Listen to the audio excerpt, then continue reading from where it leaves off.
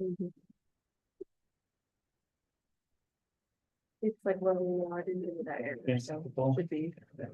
No, Okay, I'm sorry. I think we're good now. I've done it a couple of times just for fun, but Perfect.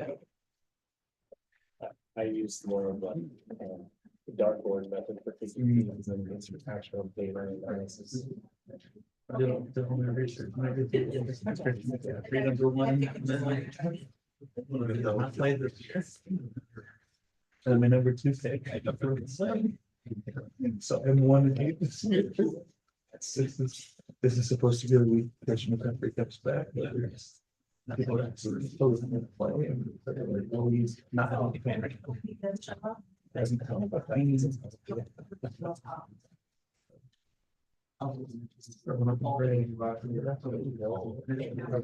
Really started to more just because I was like, I'm not trapped today. Is everybody ready? Yeah, very good. Love it. All right, good evening.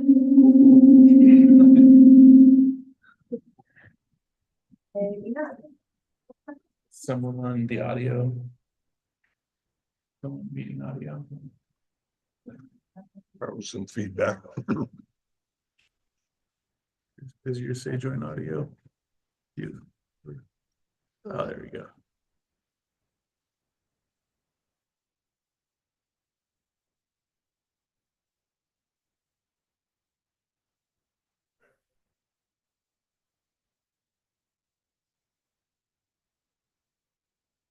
Good evening. Okay. Whew. All right. Welcome to the Planning and Zoning meeting for November 7th, 2024. At this time, I would like to call the meeting to order. The commissioners who are present for this evening's meeting are here at City Hall. We also have staff from the city attorney and city clerk's office, as well as the planning department. If you're joining us on Zoom this evening, we can see that you are here. You may observe the meeting, however, your ability to be seen on screen and talk will be muted.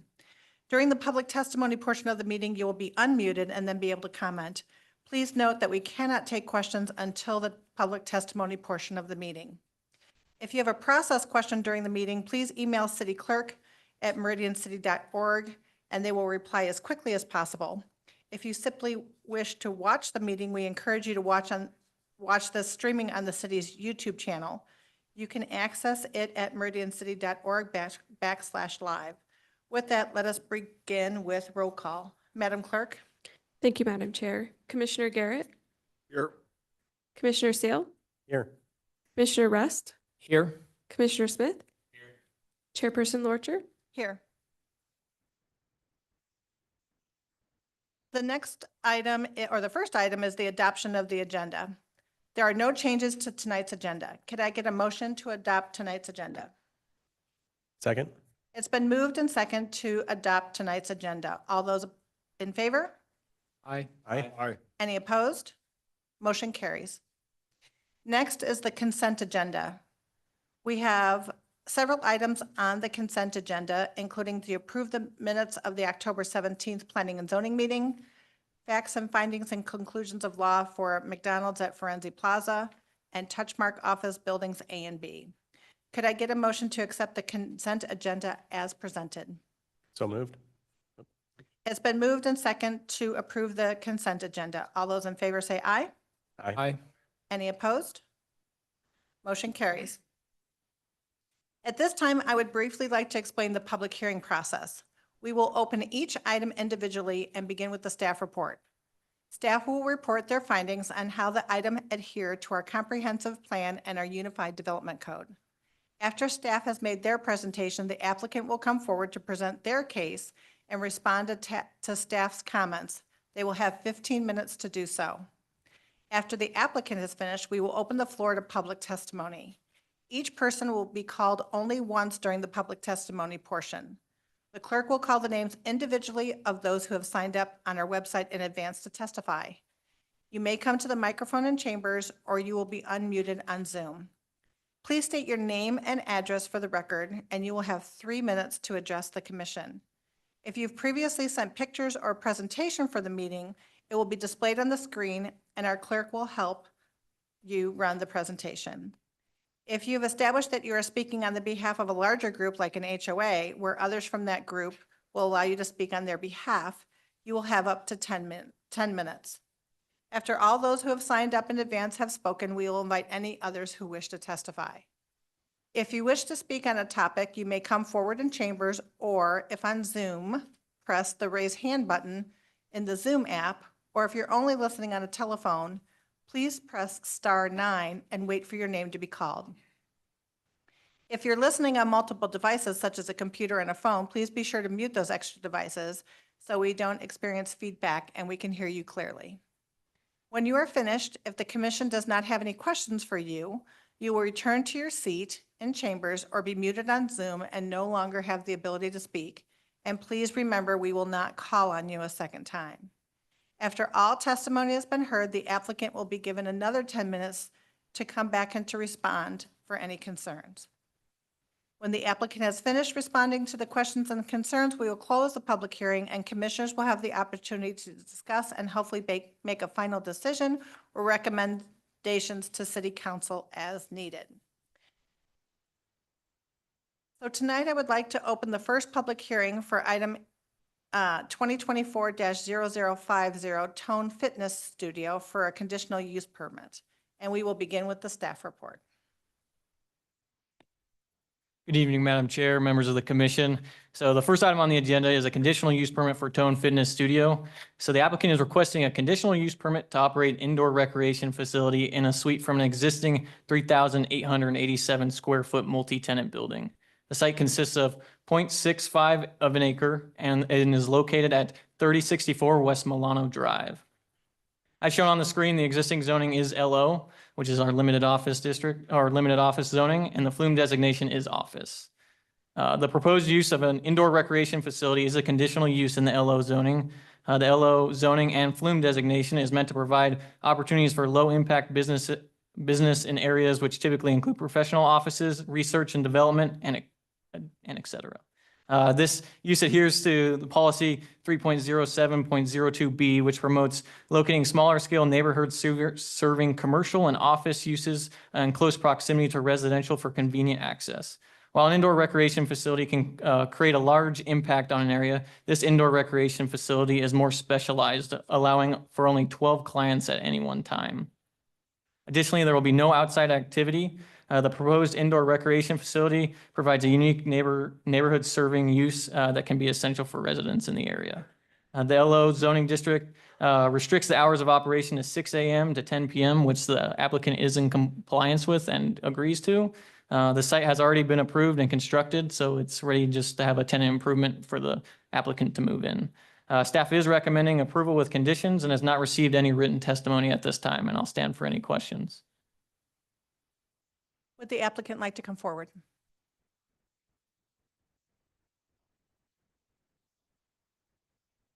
No, you're good? Okay. Madam Clerk, do we have anyone who would wish to testify? Thank you, Madam Chair. No one has indicated they wish to testify. Okay, and if you're comfortable with what staff had to say, I guess I will take a motion to close the public hearing. So moved. Second.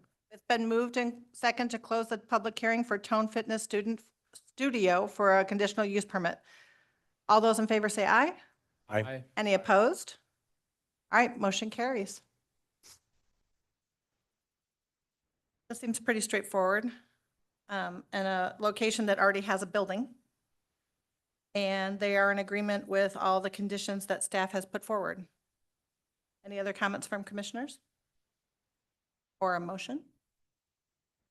Madam Chair, Commissioner Seal? yeah, I mean, the only thing I saw on this was just the 12 clients at a time, so definitely a small area that there, or a building that we're dealing with, so I can see that might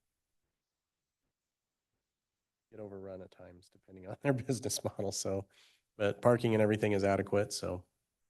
Yeah, they only accept 12 clients at any one time.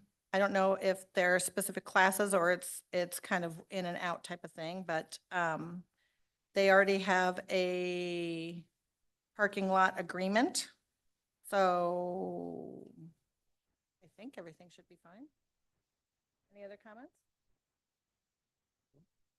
Madam Chair, Commissioner Rust? I move to approve file number H-2024-0050 as presented in the staff report for the hearing date of November 7th, 2024. It's been moved and second to approve Tone Fitness Studio for conditional use permit. All those in favor say aye.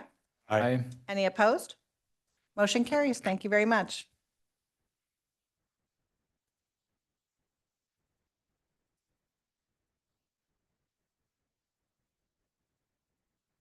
The next item on the agenda is Black Cat East for annexation and a modified development agreement.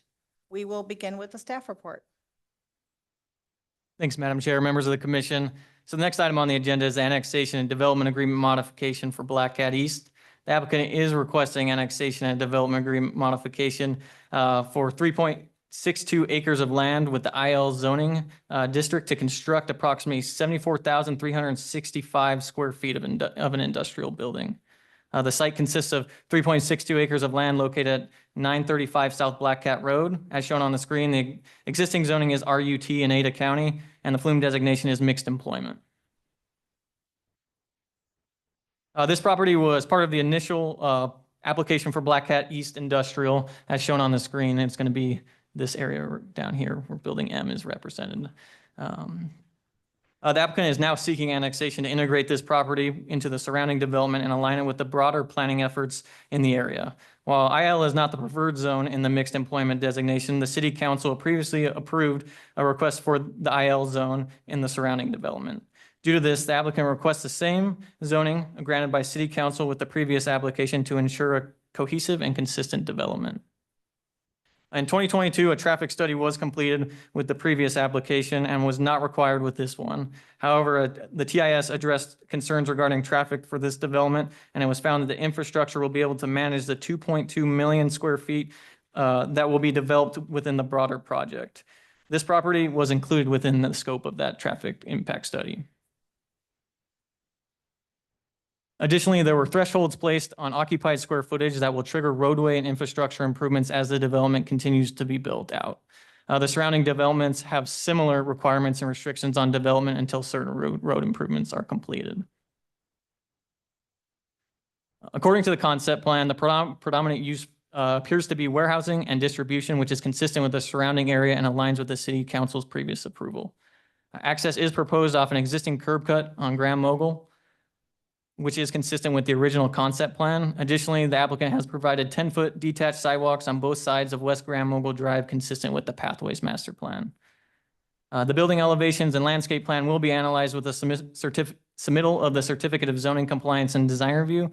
However, the applicant is proposing a change to one of the development agreement provisions. Staff has talked with the applicant, and I think that we are going to move forward with trying to find a solution or some common ground before the city council hearing. These are the proposed elevations that we are shown. And really the provision that they were in question was the 30% fenestration to be measured by square footage along the northern half of the eastern facade facing Black Cat. However, the applicant wants it to be measured by linear feet instead of square footage of the building. So instead of the overall area, they want it to be measured by linear feet, so 30% fenestration. We did talk with the applicant. We are willing to work with them to find a compromise to find a solution that is both common ground for both of us prior to the city council hearing. But that is going to be something that we'll review at the administrative level with design review. So it's not pertinent to this application really. So you guys are the recommending body though with this. So you may choose to change our provision if you choose to do so within that development agreement. You can change it tonight. It's something that we will work with the applicant on prior to city council. But you guys have the authority to change that. So given the previous approval, staff is recommending approval and has received written testimony from Clay Samus, who is the applicant and developer, in opposition of the condition requiring 30% fenestration measured by square footage. But as I stated, staff has talked with the applicant and we're willing to work with them on that. So I'll stand for questions at this time. Would the applicant like to come forward?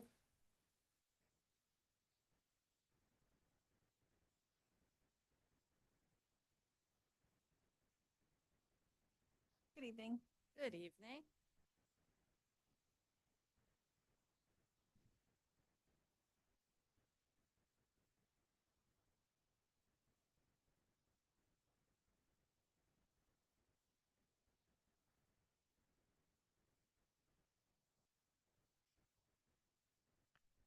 Good evening, Commissioners. My name is Elizabeth Kekritz. I'm with Givens Pursley, 601 Bannock Street, Boise, Idaho. I'm here on behalf of the development team, which is Sawtooth Development Group. With me today, if there's any questions that I'm unable to answer, we also have Clay Samus with the development team and Brandon Swanson.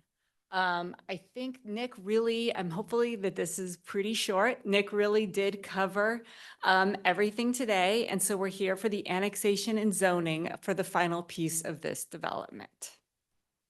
I went too far. Okay, this was the original, these are so touchy. Okay, this was the original site plan. It did originally include the 3.62 acre parcel. This happened back in 2022, 2023 was the final approval. At that time, for various reasons, it did not go forward. Now it's not going forward here. Might want to try the arrows. There we go. Okay. And so ultimately, this is the site plan that was approved, and it did take out this building that we're now proposing. At that time, both staff, council, and the applicant wished that they could have included this building, but they just did not have the site control that was necessary at the time. Since then, fast forward another year, and here we are, and this is the current site plan that was originally intended to be included. It's now here. We are asking just that this be annexed and zoned and developed really in substantial conformance with everything else that's been going on within this development. We have the site plan here. It does allow that hard corner to finally be developed. If you look at the various, I believe they're in your packet, we are doing additional fenestration, doing a big sort of front entryway appearance area to really make that corner stand up. There's additional parking over what's required, and we are meeting all requirements of the development code. As Nick mentioned, we are not in 100% agreement yet on what the fenestration along Black Cat will be.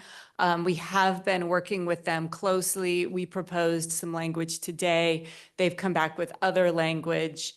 And so at this point in time, we're just we ask to continue to work with them to come up with some language that will work for all parties in the future. It is really a design review issue, but at the same time, if it's in the development agreement, we want to make sure we have it right from the start. And so with that, we would ask approval of the annexation and zoning of this parcel. Thank you. Commissioners, do we have any questions for the applicant? And at this time. All right, thank you very much. Thank you.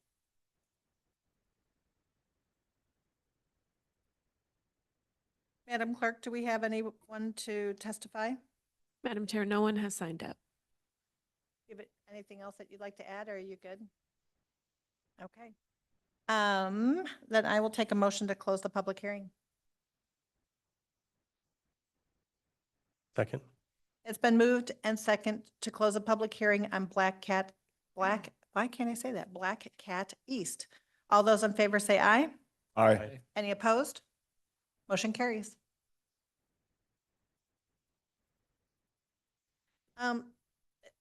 It appears that this was not available at the time that they had made the Black Cat Industrial, but it had always been planned for it. So it just kind of continues on. Madam Chair, Commissioner Smith? I guess just question for staff, because it seems like this is whatever the language kind of is at, it seems like the idea is that it's kind of going to be tweaked probably a little bit. So from my perspective, I think the question is, what is, I guess, best for the kind of agreement or the cooperation going forward? Is it, should we just kind of set what staff's recommending and then work back from there or tailor down? does it really matter all that much regarding kind of the final product, I guess is the guidance I'm looking for here. Madam Chair, Commissioner Smith, as far as with that, correct, if you guys were to just approve the staff report as staff has presented it today, it is something that we can work with the applicant on to modify before our city council. As far as with that, if you guys did like their provision change more than staff's, you guys could condition it to do that as well, to where we'll change it and we can still work with them to find a solution there. It's just a matter of really what you guys would like to do, but either way, it's something that we'll probably work with them on, and it will probably change a little bit before the city council hearing.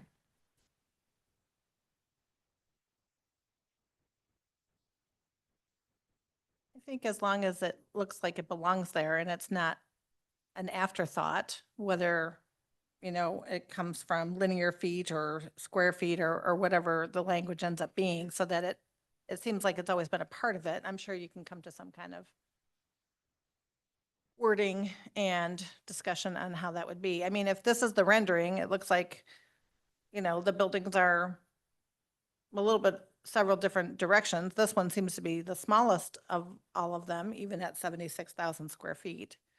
But I think the goal is just to make sure they all belong together.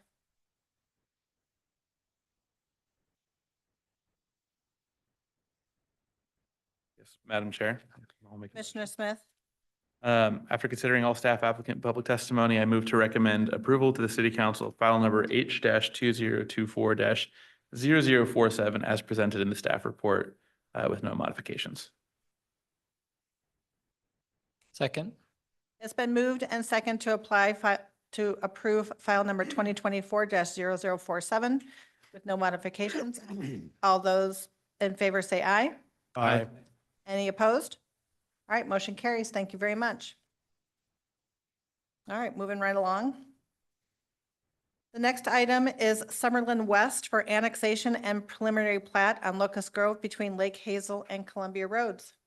We will begin with the staff report when you're ready.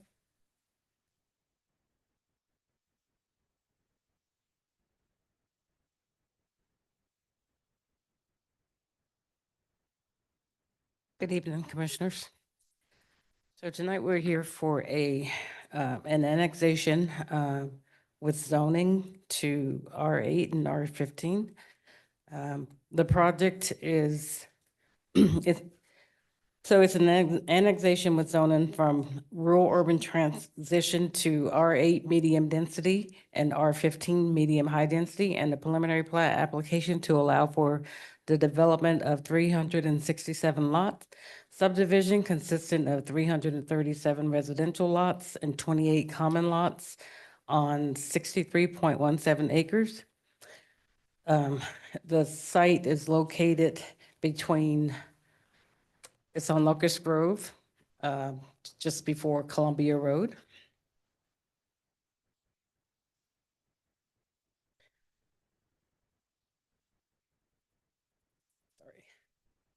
This will be the R15 portion that they are proposing, and this is the R8 portion that they are proposing. And they are proposing to do this in 6 phases. So the proposed density for the 17.274 acres of land for the R8 district equates to 2.95 dwelling units per acre and 6.12 dwelling units per acre for the 46.691 acres proposed for the R15. So the applicant states that the proposed project has an overall gross density of 5.37 dwelling units per acre, meeting the density range listed above. So staff finds that the proposed preliminary plat and the requested R8 and R15 zone to be generally consistent with the future land use map destination for medium and low density residential.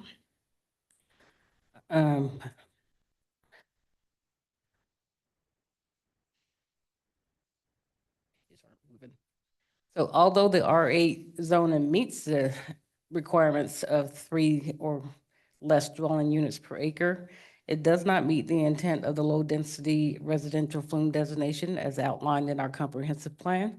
So low-density residential allows for the development of single-family homes on large estate lots. So these are often transitions between the existing rural residential and urban properties. Development needs to respect agricultural heritage and resources, recognize view sheds, open spaces, and maintain or improve the overall atmosphere of the area. The use of open spaces, parks, trails, and other appropriate means should enhance the character of the area. Density bonus may be considered with the provisions of additional public amenities such as a park, school, or land dedicated for the public service.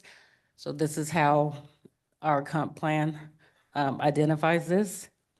So staff recommends that there is a shift from the R8 designation to the R2. That slide real quick. Oops.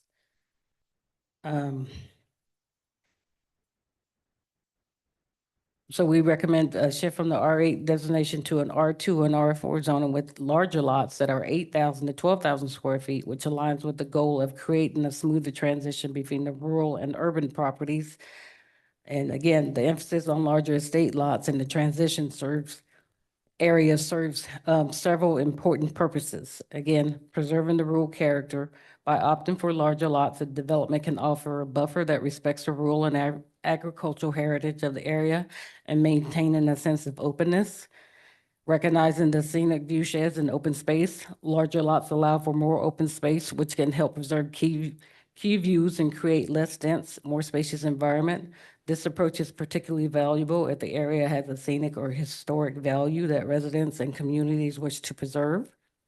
Ensuring compatibility, transitioning with larger lots prevents a stark contrast between high-density urban properties and lower-density rural areas, helping to avoid potential issues with traffic, noise, and visual impacts for existing rural properties. Enhancing quality of life, maintaining open space and respecting the area's agricultural roots can contribute to a more cohesive community atmosphere, balancing growth and preservation of the area's heritage.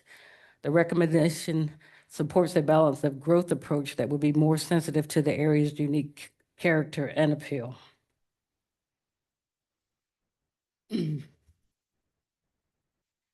So access to this property is proposed from Summerlin Drive via Locust Grove, which is this road right here. A secondary access is proposed via the north-south collector roadway, which is over here, which is Barchetta Avenue, which abuts the southeast property line. Ada County Highway District, not to limit for Ada County Highway District, not to limit this development to 1,000 trips per day or a final plating of 100 building lots. They have to provide a secondary access. The applicant is proposing to construct an emergency access on Locust Grove, approximately 430 feet south of Summerlin Drive, and in alignment with Amberval Street. So they're proposing this secondary access on this side. It's not showing on this site map. The applicant may have a better slide that shows the secondary access.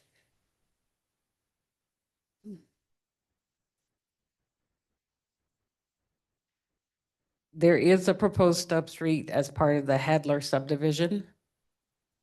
So located on the north side of the site, there's an existing private road, which is Calvary Lane, which is separating the site and Hadler subdivision. ACHD is requiring that private road be closed at the intersection of Locust Grove when the parcels to the east being served by this roadway to develop, to allow for the stub street that was approved as the Hadler subdivision to be extended into the future and allow for site circulation. So again, the applicant was required to provide a stub street in the site's north property boundary and in alignment with the stub street approved with Hadler. So there's a stub street that goes up to this alignment road here. So staff has concerns regarding the access management and potential impacts due to the close proximity of the private road to the proposed public roads of Summerlin Drive. Staff feels the applicant and the adjacent property owners should coordinate to develop a shared access solution. A shared access point could potentially reduce traffic congestion and simplify entry/exit points, particularly for larger developments, and not leave 50 feet of undeveloped land. The applicant needs to provide a stub street. Again, we're asking that the applicant provide a stub street to the property from here to the property to the south, parcel R8315200030 over the Rawson Canal. For ACHD, other than access specifically approved with this application, direct access to Locust Grove is prohibited.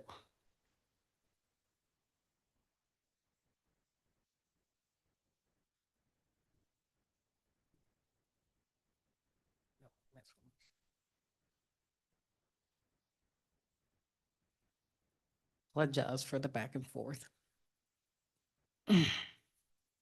So it appears that several blocks may exceed the 750, but the applicant has provided a pedestrian connection as allowed by the UDC. However, Crimson Clover Drive exceeds the maximum length of 1,200 feet by approximately 665 feet. The applicant needs to request a waiver from council for the exceeded block length.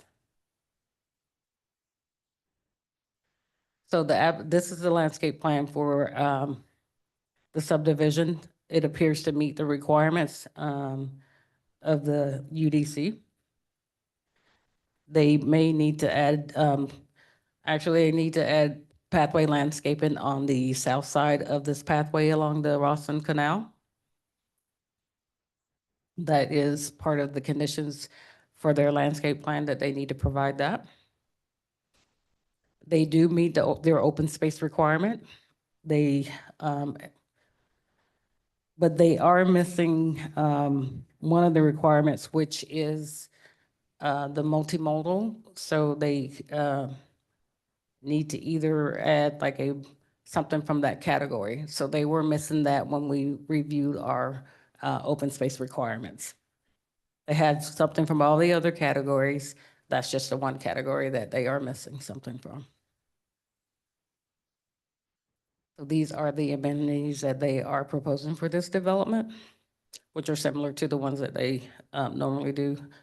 Pickleball courts, fenced dog park, pathways, and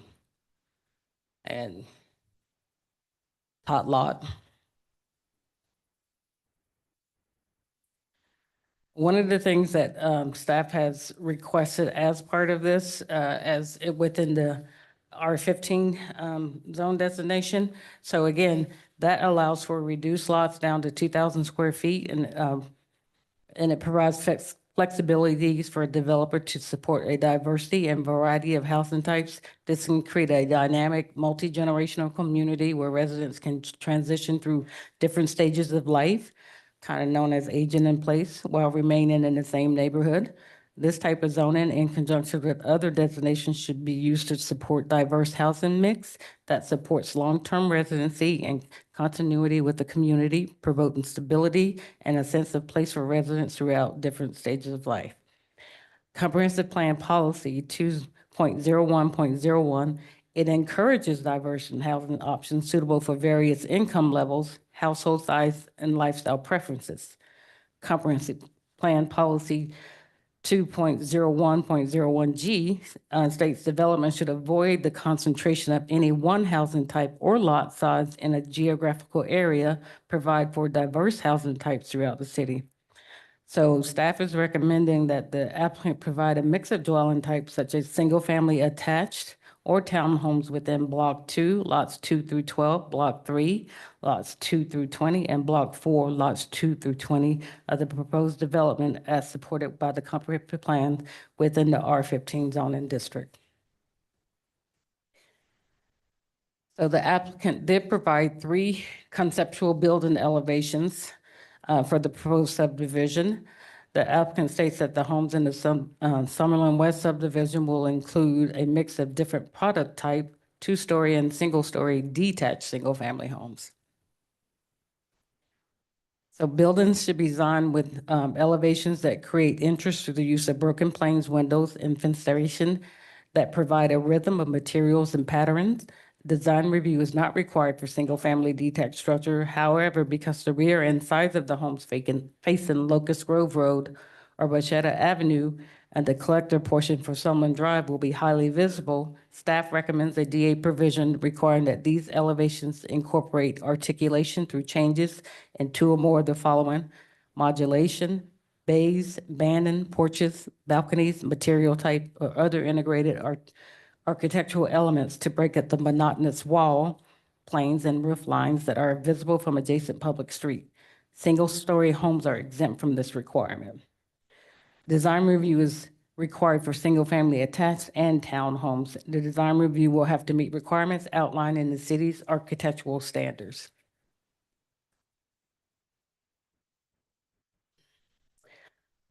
So there were some issues and waivers that were staff was aware of during this process. Again, the access management that I talked about with the Summerlin Drive, the proposed public road being in close proximity to the private road, Cavalli Lane. They will be required to ask for a waiver to keep the canal open. They are not proposing to tile it. Again, the waiver for the block face length for East Crimson Drive, Clover Drive. And then we also received something from the CUNA School District saying that they cannot serve the proposed development because the proposed plat in this zone are beyond the district's capacity. The proposed development will impact Silver Trail Elementary, Fremont Middle School, CUNA High School, and Swan Falls High School, which are already at or over capacity with the current enrollment. We did receive written testimony from Anna Canning from Centurion Engineering, talking about the treatment of Cavalli Lane, the phasing of stub streets and utility, and the sizing of the sewer line in the project. And also we received a written comment from Tony and Jeannie Mayer, expressing that the neighborhood meeting did not meet the city's requirement. Zoning density is more than recently approved with the Centennial Park subdivision to the immediate north. And then lots along the canal do not meet the intended buffer requirement. And also no safety measures on the south side of the Rawson Canal.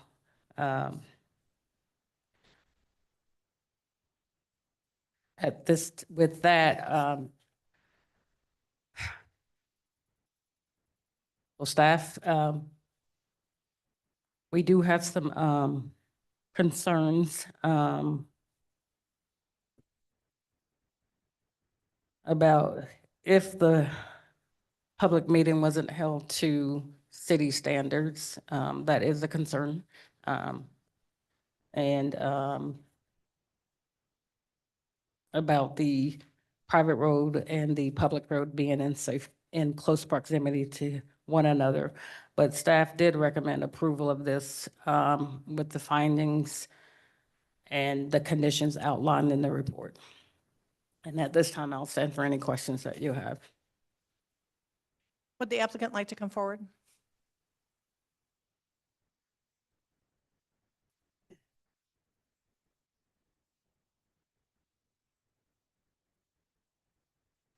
Hi, everybody.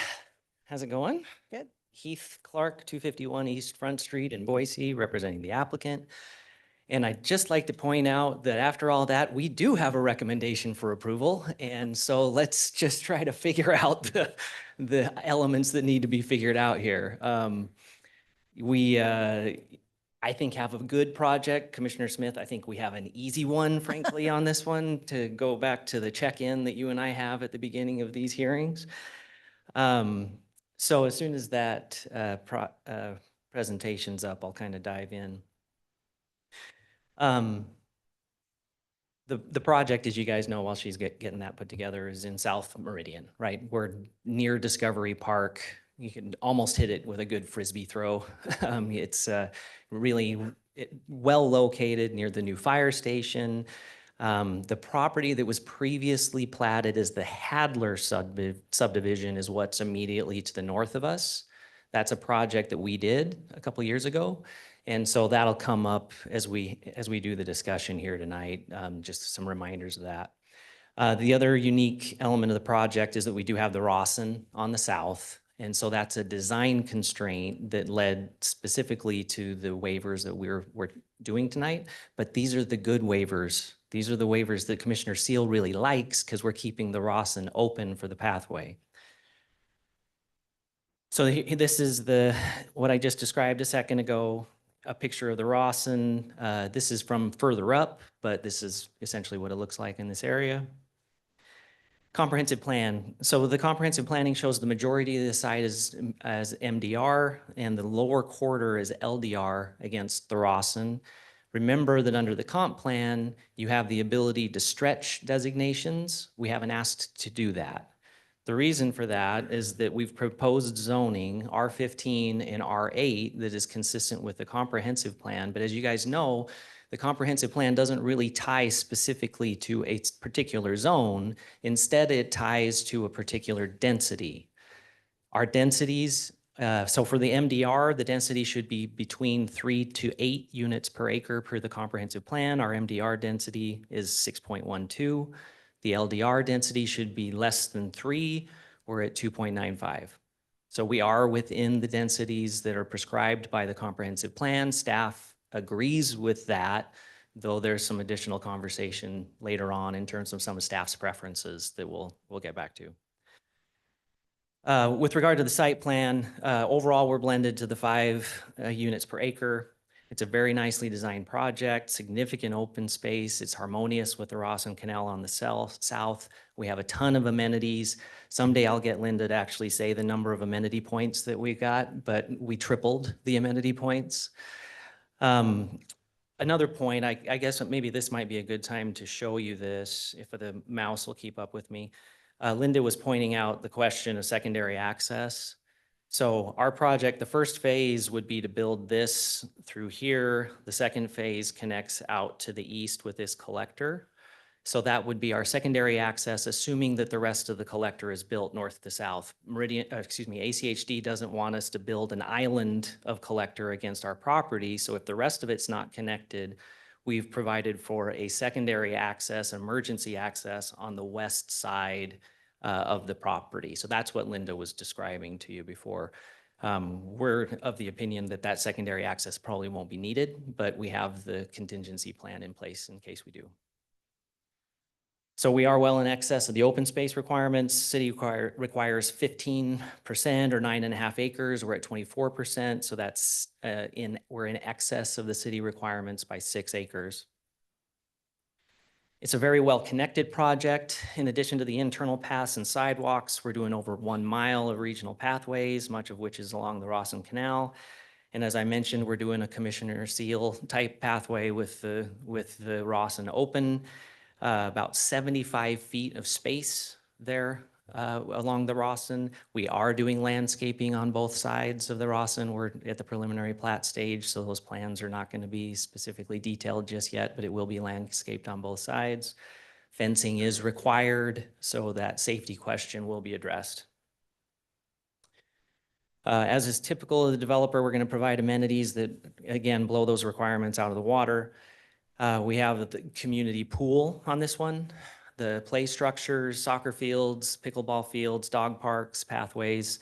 It all adds up to 38.5 amenity points. The requirement's 13. So that's why I say we nearly triple the amenity points on this one. The question on the multimodal, we'll talk to staff about that. We don't have an issue with adding a multimodal amenity. I tend to think that a regional pathway is a multimodal amenity, but we'll work that out with staff, and we don't have an issue with the requirement for an additional multimodal. These are the elevations and the homes that we're proposing. It is a mix of single family detached. That's what the market wants. Here you can see our single-story elevations, two-story elevations, and here are the elevations for the R8 areas. That'll include some two-story. And I want to talk about the way these are mixed. So we have these mixed throughout the project in a very thoughtful way. So it will be single-story against let me say this, not get myself all tied up here. Single story only against the collectors on each side. And then, so the issues that Linda was mentioning about being concerned about what things look like on the backside up against the collectors is not an issue. We have a mix of 32-foot lots internal to the project, and on the northeast, those 32 lots range all the way up to the 70-foot lots, 60 and 70-foot lots in the R8 area. In terms of timeline, we would anticipate bringing on about 40 homes per year. First final plat sometime in 2025, first homes in 2026. From there, it's likely an 8-year build out with, again, approximately 40 homes per year. So let's go to the staff report. And really, there's only three items to discuss. The first, and again, we do have a recommendation of approval. We are consistent with the code, and those waivers that we're talking about are all related to the existence of the Rawson. We would want to keep the Rawson open, and then when you have a block length, a road that meanders along the Rawson, it's going to be a little bit long. So that's why we have the waiver there. But we do have concerns with a couple of the staff conditions, so I'm going to hit those in turn. So condition 2, this was a condition that dictates that we change the housing from detached to attached or townhomes in 3 specific blocks. Those are the ones that staff prefers, and we do not see a requirement for that in the comp plan or the code. Condition 3C is the second bullet. That condition dictates that we change the R8 zone on the south to R4 or R2. This despite the fact that we do meet the densities that are identified in the comp plan. And then finally, condition 3D dictates that we include a stub to the south across the Rawson, despite ACHD having removed that requirement from their report. So with regard to the mix of housing types, condition 2 says that staff wants us to replace the housing we've shown with attached or townhomes in blocks 2, 3, or 4, and quote, as allowed by the comprehensive plan within the R15 zoning district, close quote. Note, staff doesn't say as required, but instead says as allowed, and that's appropriate. The comprehensive plan does encourage a mix of housing types, but it encourages it across the city at large. There's nothing in the comprehensive plan that says every residential flume project has to have a mix of housing types within that residential flume designation. So we do that, we contribute to the mix of housing types by, in the comp plan, quote, the city identifies the diverse housing types throughout the city by providing a mix of future land use designations, which on page 2-3 of the comprehensive plan says, quote, that allows the city to integrate a range of residential unit densities. So keep in mind what our product is. You've all seen our applications before. These are high-end, high-quality, small footprint homes. They are more accessible than a lot of what's built in the city, but they cater to the empty nester, the divorcee, the young professional that doesn't want to have a large yard. Given our unique lot size, price point, and target market, we are providing diversity of housing in the city by our existence. Again, staff's condition is that we change from the market that we know and the market that we know exists and the type of housing that we know folks want to what staff prefers in these 3 different blocks. The problem is that there's no requirement in the comprehensive plan to have a mix of housing types within each project in a residential flume. But beyond that, this is essentially a type of, call it a social engineering approach.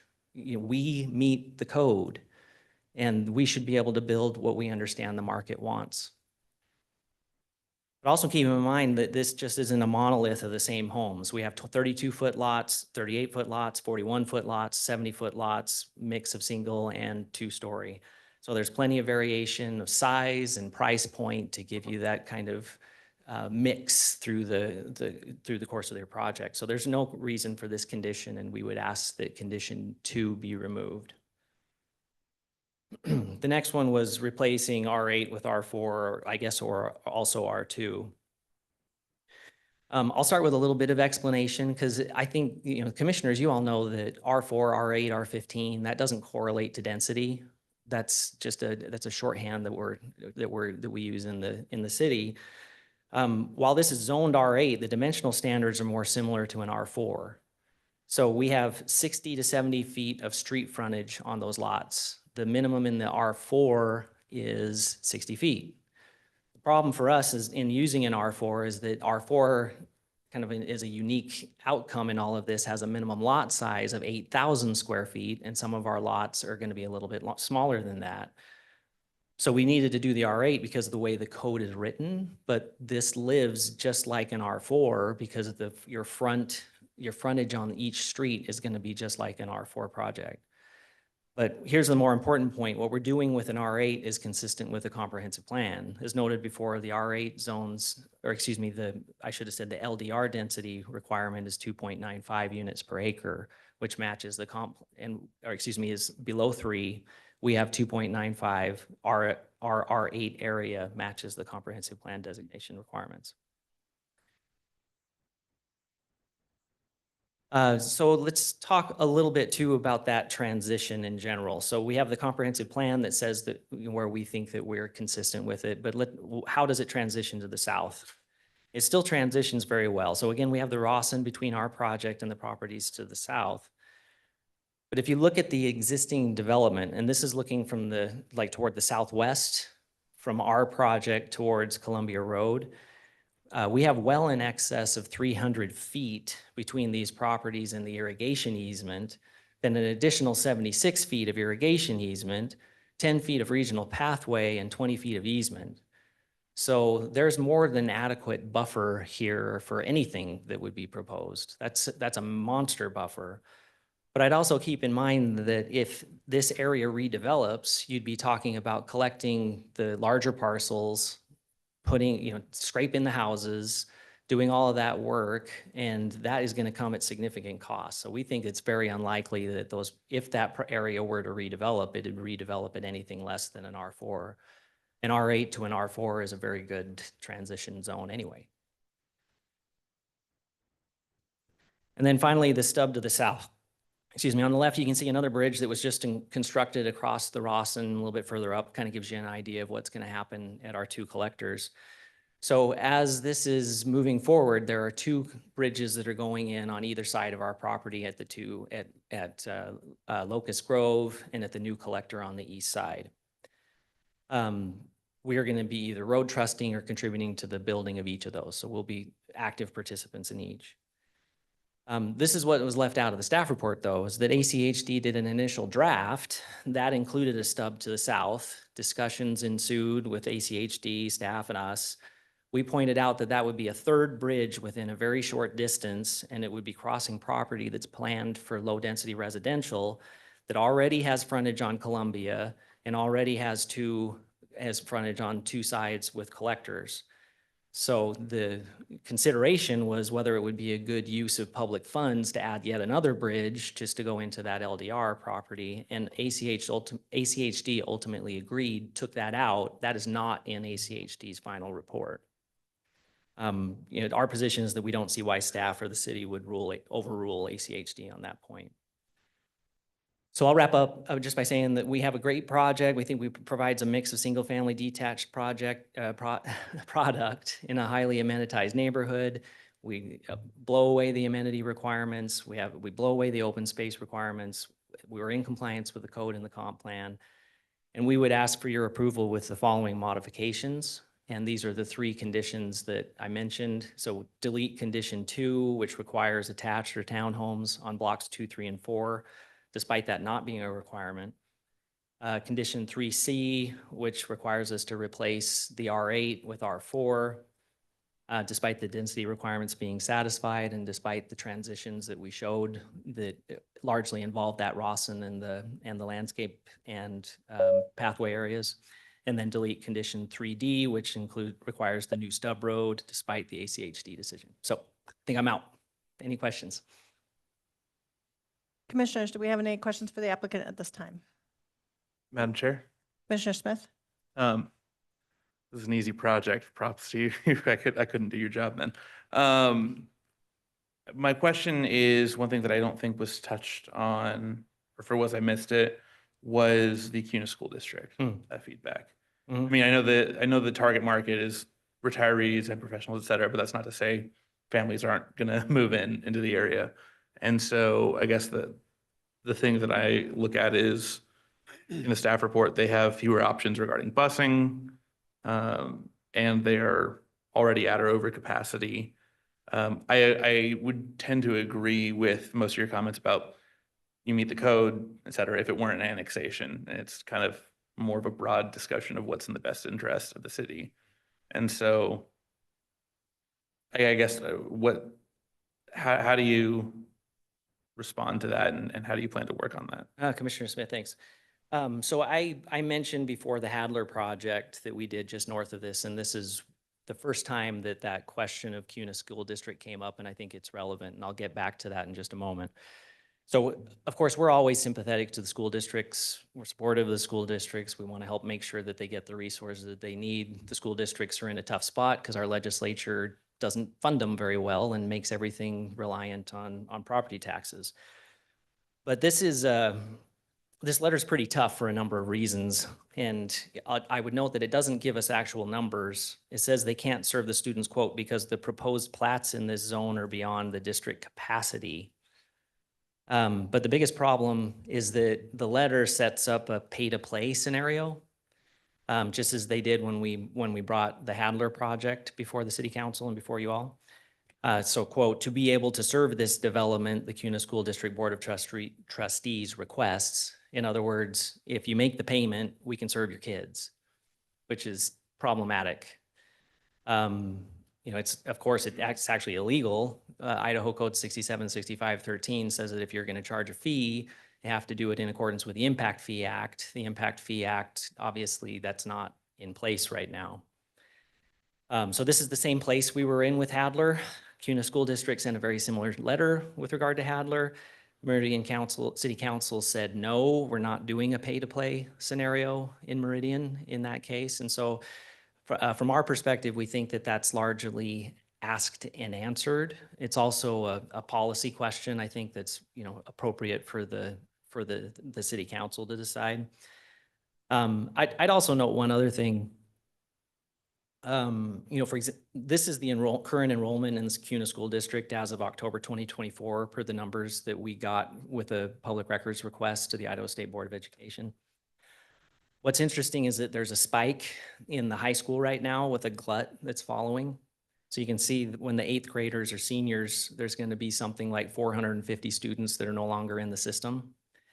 The football team's going to maybe have a hard time hitting the division status if you have that many students coming out of the system by the time the 8th graders are seniors. The enrollment figures are also tracking well lower than what was in the Tischler-Bice document that's referenced in the letter. The red's based on a 5% increase, the blue on a 2% increase. Those are the top and the bottom based on the Tischler-Bice document. The actuals are in black and they're coming in significantly lower. And then the other element that I would point out is that the student generation numbers that are used in CUNA is about 0.513. We do track our projects. We know how many students come out of this type of product type. It's 0.124 at the Verado project, which is pretty similar to this one. Not exactly the same, but very similar. And so we think that impact is much more manageable. This kind of talks about how many students would be coming online if that is in fact the case, that the 0.124 being the trip generation. And then I just point out that there are other options in addition to being able to open roll into West Ada. Actually the West Ada schools are closer. This is kind of an interesting spot of the city where you have this CUNA School District overlap with property that's actually in the city where, we're kind of used to talking to West Ada on these sorts of things. And then in addition, there are a couple of different public charter school options. So to wrap all of that up, Commissioner Smith, it's that we don't agree with the pay-to-play scenario. We do think that this is something that was asked and answered with Hadler. We think it's a policy question that's ultimately up for the city council to decide. Madam Chair? Commissioner Smith? I think broadly regarding pay to play, I think everyone has a right to their kneecaps, regardless of pay. So I think you're spot on there. I think my question, I guess, to give you a scenario that I'm specifically interested in, and Hadler might be able to speak to this, some example. I'm a parent of a child who's attending school, and I guess, what does the impact for that child look like? What does it look like for Hadler? What does busing look like? Are we creating any concerns there? Because that's just something that's noted by staff in the staff report, not just in the CUNA School District letter. So that's something I want to make sure is that there's, at the very least, there are consistent, safe, and manageable for the parents routes to school for the kids that do end up living here. Commissioner Smith, I'm not sure I understand your question. So like are you saying that if the students attend CUNA School District schools, that there would be safe routes? Or are you saying under some of these other alternatives that we proposed? Yeah, I think so. So specifically to busing to other routes, from the staff report, it says CUNA School District does not have a lot of options when it comes to busing students to different schools or to redrawing the school boundaries, drawing the distinction against West Ada. Yeah. So I guess just if you speak to that at the very. I think I understand where that comment came from. So think back to, and Linda, tell me if I'm getting this wrong, but think back to the West Ada letters. Whenever we're in West Ada sends a letter, they actually give you the capacities, and then they say, here are the strategies that we're going to use if we meet the thresholds of how many students can be accommodated at each school. And those strategies include, we're going to use portables, we're going to bus, we're going to move boundaries, and then we're eventually going to build a school, right? And I think that the comment is that while West Ada might have more flexibility in terms of the numbers of schools, CUNA might not have as many schools. And I think that's where that's coming from. But I would just say two things. One, again, the letter says we'll serve your students if you pay us money. And it also says, so it doesn't, I have concerns about the conclusion that it has, but regardless of that, even if you take it at face value, those students can still open enroll into West Ada. They can still go less than a mile to Gem Prep, which is open and has capacity just up on Lake Hazel right now. Like there are other options besides just the CUNA schools themselves. Thank you. It's helpful. Commissioners, any other questions for the applicants before we open the public testimony? Madam Chair, Commissioner Rust? I have a question for you regarding the public hearings. Staff kind of said at the end that there was some concerns around that. Did you guys comply with the public meetings? Yeah, thank you, Commissioner Rust. So we held a neighborhood meeting on, I believe it was May 23rd. I went and checked the sign-in reports because we do it via Zoom with the webinar option. So I can then go in and I can pull down my recording. I can pull down who attended. I can pull down when they logged in and when they logged off. The individual who claims that we didn't hold the meeting logged on at 6:07 that night, logged off at 6:19, same as the other participant who was there. I've provided that sign-in log from Zoom to staff. We also have a recording, video recording and audio recording of the neighborhood meeting that we're happy to provide to staff as well. In addition, Mr. Bailey, who's here in the room with us, took a letter and a business card and put it in the door of the individual who made the complaint in the letter today. So, yes, we did hold a neighborhood meeting that satisfies the city requirements, and we're happy to provide whatever evidence of that. And we did further reach out to those folks. Thank you. Okay, thank you very much. Okay, thank you. Madam Clerk, do we have anyone to testify? Madam Chair, I have Tony Mayer online that signed up. On Zoom? Correct. Okay. Hi, Tony Mayer, if you can state your name and address for the record, please. Yes, it's Tony Mayer, and I have my wife here, Jeannie Mayer. We live at 7850 Gerhard Lane, which is just south of this proposed project. Okay, thank you.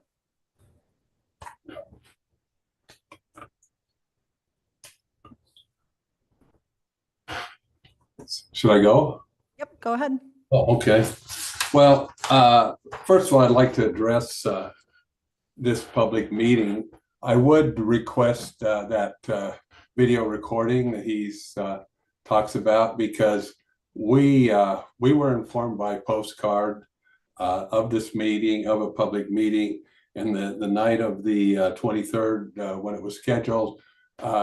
We did log in. However, they had their own software program, and we could not hear, or they could not hear our responses or our questions. And they tried multiple times to get their audio system to work, and eventually just gave up.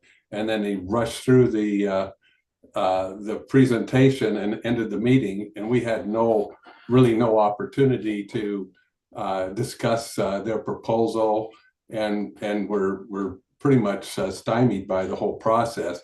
The next day, I did call the planning and zoning department in the city of Meridian, talked to a gentleman there, explained to him what happened. He says, look, I can't talk to you, right? I can't look at it because they haven't applied yet.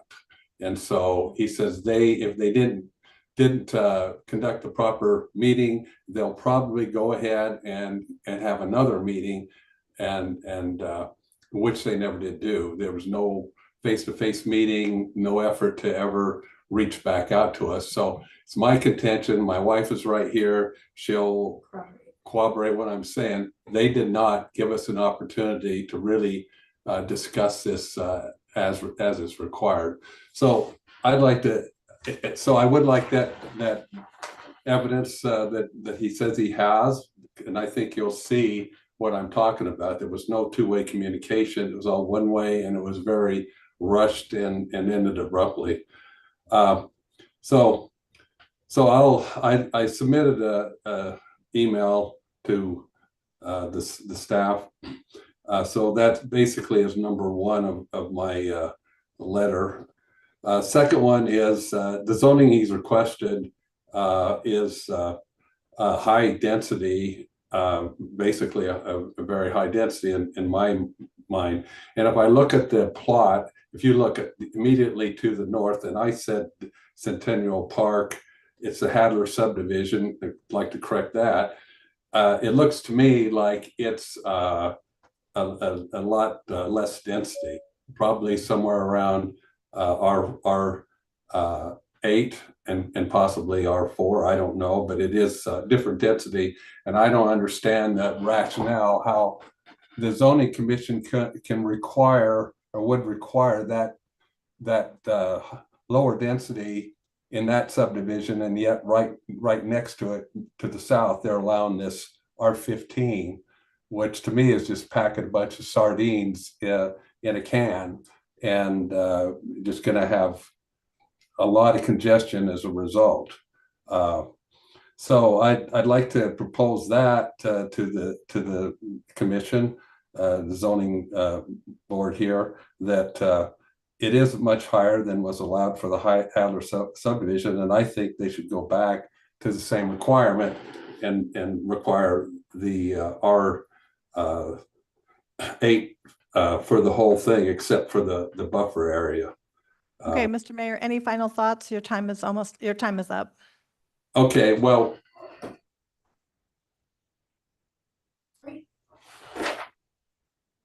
Final thoughts, go ahead. You're on. Am I still on? You just have just a few more seconds to go. So I'm sorry, I didn't just know. wrap up. My I know screen it's hard to do when we're not looking at each other. looked So down at me. Anyway, I don't think they've met the requirement for the transition zoning. You know, I listened to this guy, and man, I can see how he can sell homes. You guys have to just sit back. You require zoning, you require things. you've got to do it. You can't let some slick salesman like this come in there and bully you into basically a high density project. And guess who? He gets the money out of it, and we end up with overcrowded, congestion roads, just a mess that the county can't deal with, and have constant problems. And yet they're happy because they made all this money off this subdivision. I think it's crazy. It's going on all over. And All right. you have All to. right, Mr. Mayor, thank you very much. We'll have to stop at this time. Okay, my wife has a conversation too. Madam Chair, Jeannie Mayer has signed up as well. All right, Mrs. Mayor, you have 3 minutes. When we first were looking at buying a property, we went to Ada County, and before we purchased the property, we asked them what was the risk. At the time, there was no development on that mile section and of development. And they told us that whole area was zoned, so the maximum density that they could have would be 1 house per 5 acres. And we went back after we purchased the property a couple of years later. We were considering making some improvements, but didn't want to put out a lot of money if there was going to be the risk of a subdivision going in anytime soon. And they assured us once again, no, that whole area was zoned so that agriculture, so with the maximum density be 1 per 5 acres. So we feel very betrayed by Ada County that this has happened. And I personally very much agree with your recommendation that it be no less than R2 or 4, especially on Ross and Canal. Congestion. And it's very apparent to me that if you were to allow the developer to do what he wants to do, not only would you have a tremendously clogged traffic problem on the surrounding 1 mile roads, but also within that subdivision itself, especially with only 1 access point. But even with 2 access points, during rush hour or before and after school, you're going to have irate residents. This, to my mind, it should go under the category of the very definition of unadulterated greed, because that's what you've got going on here without any consideration for the quality of life for the residents in the community or the surrounding acreages. Roads. It's unbelievable. This is exactly how we've gotten to the traffic congestion problem that we have in Ada County. It's because we have uncontrolled, uncoordinated development. I lived in California for 3 years, and I never lived through the kind of traffic issues that we have here the whole time I lived in California, because they didn't allow this kind of high density to go unchecked and uncontrolled. And I have a question for the council. You mentioned something about in your recommendations about allowing an access across Ross and Canal. Where would that be, the proposed access? It can't. Finish your testimony, and then we will revisit that when the commissioners speak. Just tell So me. my conclusion is that you not allow the applicant to go high density, that you stick to your guns on the proposal to be a lower density solution for this There needs development. to be a safety fence. Okay, thank you very much. Madam Clerk, do we have anyone else to testify? Madam Chair, I have Anna Canning.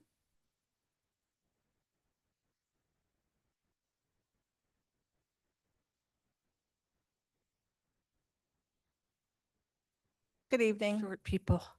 Good evening, commissioners. My name is Anna Canning, and I am West Centurion Engineers, 2323 South Vista, Suite 206, Boise.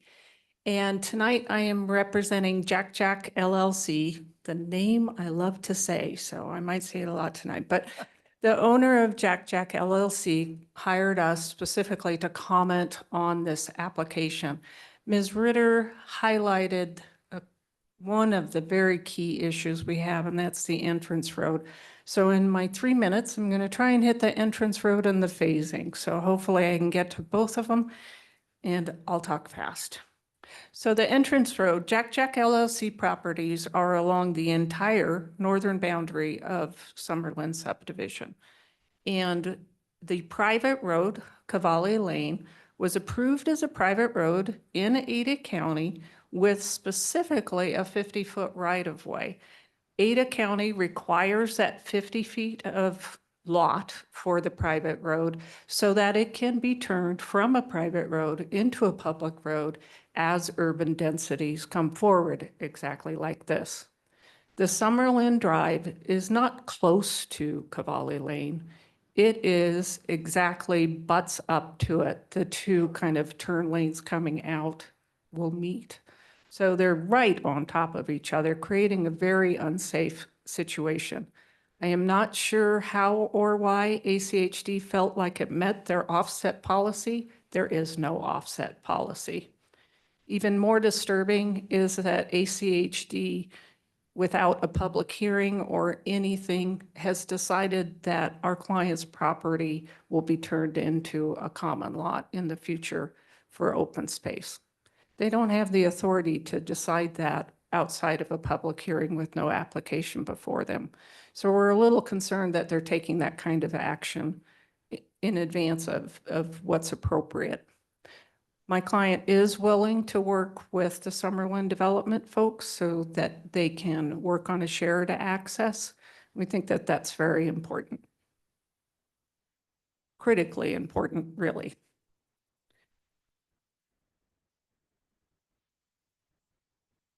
Regarding the phasing, the applicant has structured the phasing so that the stub streets that were originally proposed are in a very minor, so they leave one road so that to the very end on the north so that those stub streets can be delayed along with the public utilities. We do ask that the stub streets adjoining the Jack properties be in a first or second phase so that we can move forward of kind of completing that urban fabric so that we don't have a horse farm in the middle of urban densities. And so that also we can continue some of the other plans for that area, like the sewer extension, the water extension, to kind of complete the traffic loops and water loops in the area. Look at that, 3 minutes. And with that, I will answer any questions you may have, and I really appreciate the opportunity to speak to you tonight. Thank you very much. Thank you. Madam Chair. Commissioner Smith?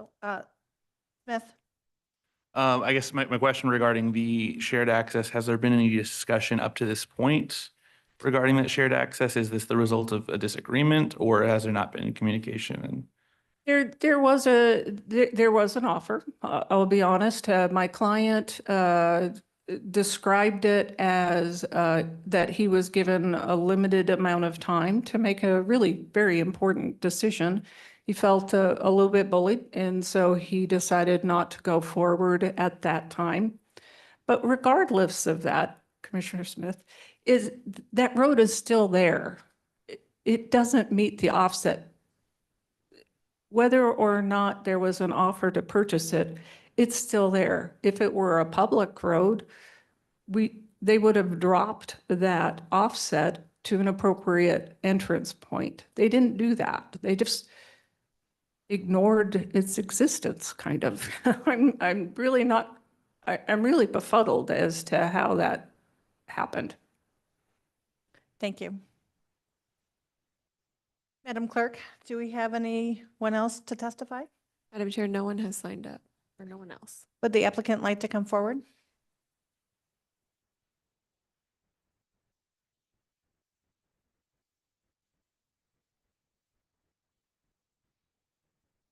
Hey, everybody. Heath Clark, 251 East Front Street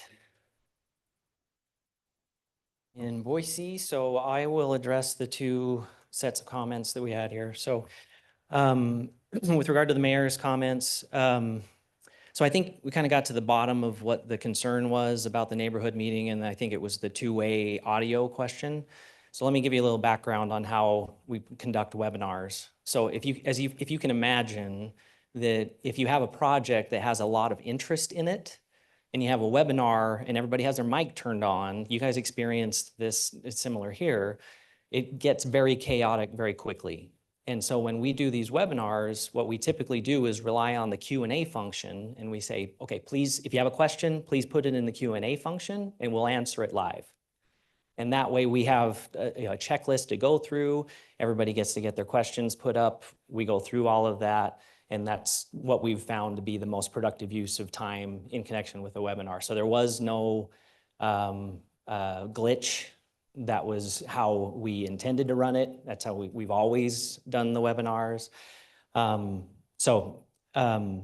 And like I say, we're glad to provide the video. We typically offer to the folks who attend, if you want a copy of the video, let us know. So this is it, and we find that the Zoom webinars are really good for that because, you know, if you're just standing out in a windswept, you know, field, there's typically not a recording for people to go back to and refer to if they want to see what happened. So with regard to the second point, there was a suggestion that the Hadler subdivision was at a significantly low zoning and density. Again, we did Hadler. Hadler is R15. Hadler's density is 7.25 units per acre. Ours is in the 5 range. So it is more dense than this project. It does step down. The one thing that I think we might be allies on with the mayors is the stub bridge, because as I understand it, I think the stub, per staff's recommendation, is that it would go into the mayor's property. We don't want the stub. So, you know, for the reasons that we mentioned before, you know, I think everybody, you know, it seems like everybody can have common ground on something. We have common ground on that. With regard to the requests from Ms. Conning, so we've had meetings with this property owner multiple times over the course of the years. So again, Hadler. When we were developing Hadler, we reached out and said, hey, we'd like to, you know, we think it makes sense for us to maybe acquire that piece, coordinate it, whatever. Could not arrive in an agreement. Had multiple conversations after that, including up within the last couple of weeks. The offer we received was exorbitant. So the way that this has moved forward then is that it's a private road. So it's a private drive. There's no spacing requirement from a public road to a private drive.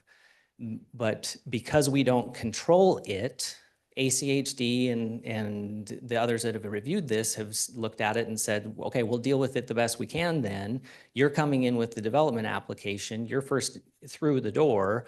You're proposing the road network. You can only build the road network on property that you control. And so we will do this. We will require you to stub. And then that area will not have access when it develops. And I think that's an important point to make. The ACHD is not cutting off that access now. It's cutting off that access when it develops. And there's not, as I understand it, there's not a home on there. It's a horse operation. And so we're not talking about cutting off, you know, somebody's domestic access here. And we're certainly not cutting off anything until the development occurs. And everything that ACHD has done has been consistent with ACHD's standard practices. You guys know this, like when ACHD gets a development application, they review it, they submit the report, that report gets reviewed, and then if it's not appealed to the commission, that is the final piece. There's no public hearing process in connection with an ACHD application unless somebody challenges it. So we think that what ACHD has done is appropriate. You know, given that we don't control that area and we've never made any headway in being able to coordinate that. With regard to the rephasing, I think it's important to note that the ACHD report doesn't cut them off, but it does require us to stub to their property in 3 different locations from this project. In addition, from the Hadler project, there's 2 stubs as well. In addition to that, this project will ultimately have the east-west collector that goes on the south side of Discovery Park that will be immediately adjacent to it. It will also have the north-south collector that will be immediately adjacent to it. So the property owner can either go build those and have access, or wait for others to build those for him and have access. But we don't restrict their ability to move forward on any of this. With regard to sewer, our sewer that's being referenced, the connection, the flow over to Locust Grove, that only applies to the western portion of our property up to about the park. That comes from Hadler, and part of that project development. That pipe's already in, so the oversizing doesn't happen as a result of that. The rest of it's going the other direction, which being treated just like everybody else. But I think maybe I would just make 2 points to close that off. One is that I don't think it's fair for that property owner to come to you and say, hey, we want you to demand this requirement with regard to sewer, when you guys don't even have an application in front of you to know what the oversizing is or what it would look like. And then the other point that I would make is that it shouldn't be this hearing process shouldn't be a tool to be leveraged for purposes of a private negotiation. So I think I'll just leave it at that. So any follow-up questions for commission? Commissioners, do we have any questions for Keith?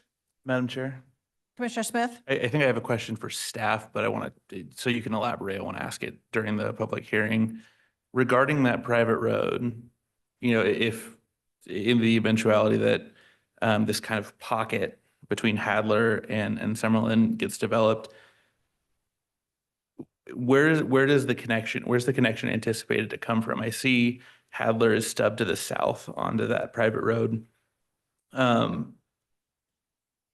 Is that going to be is that intended to be the main point of access, or is there a future in which Summerlin Drive forks into that kind of subdivision? I guess my question is regarding making sure we're future proofing here and we're not accidentally creating this maze that's an emergency hazard.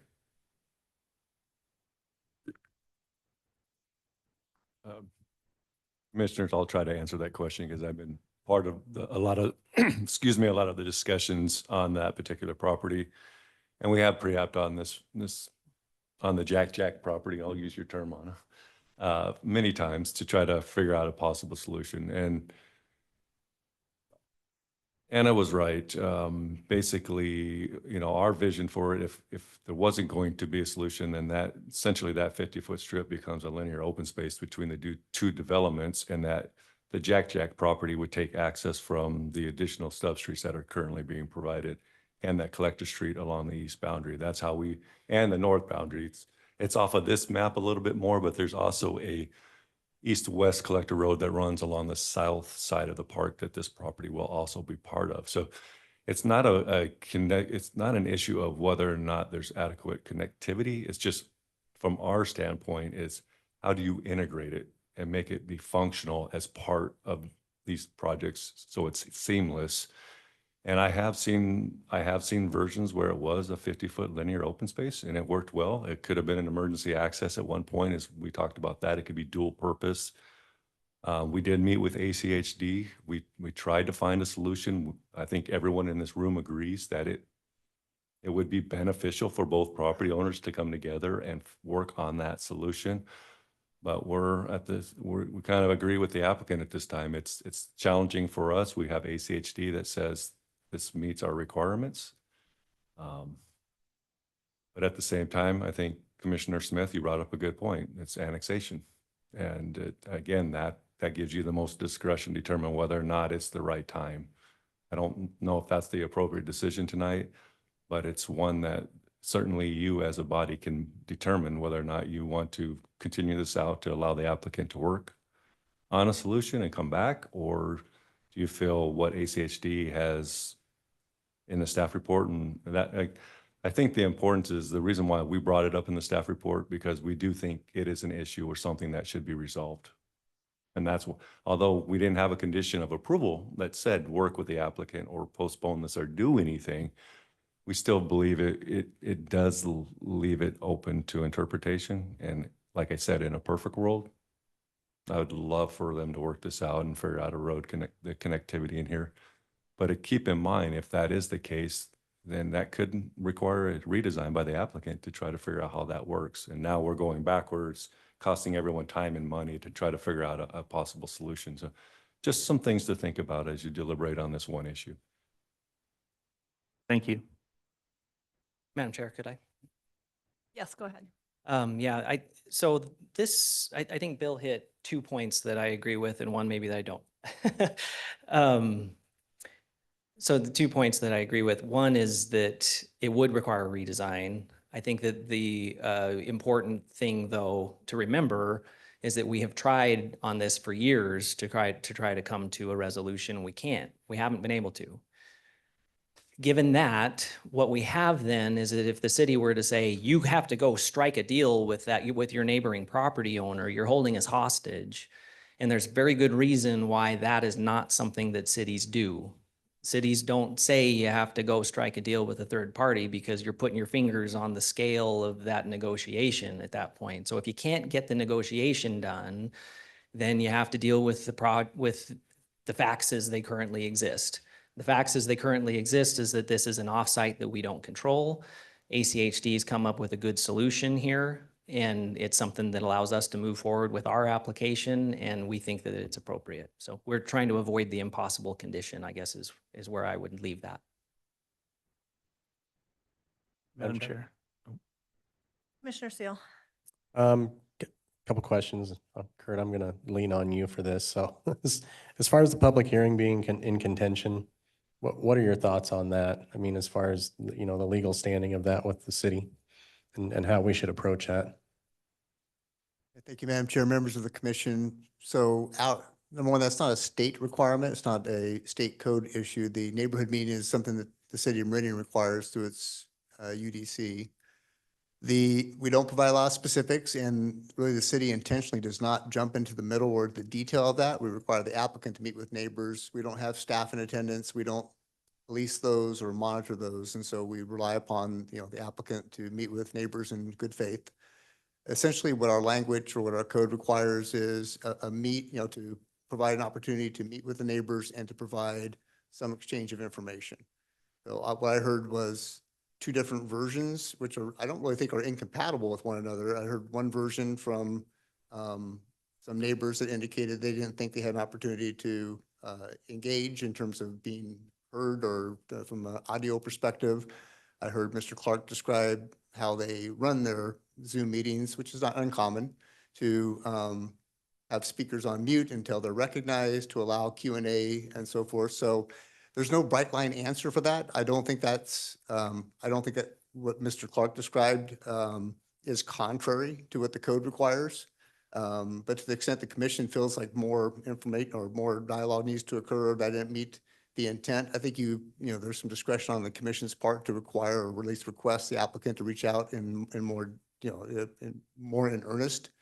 But it'd be difficult for me to say that the applicant failed to comply with the city code. Appreciate that. Follow up on that.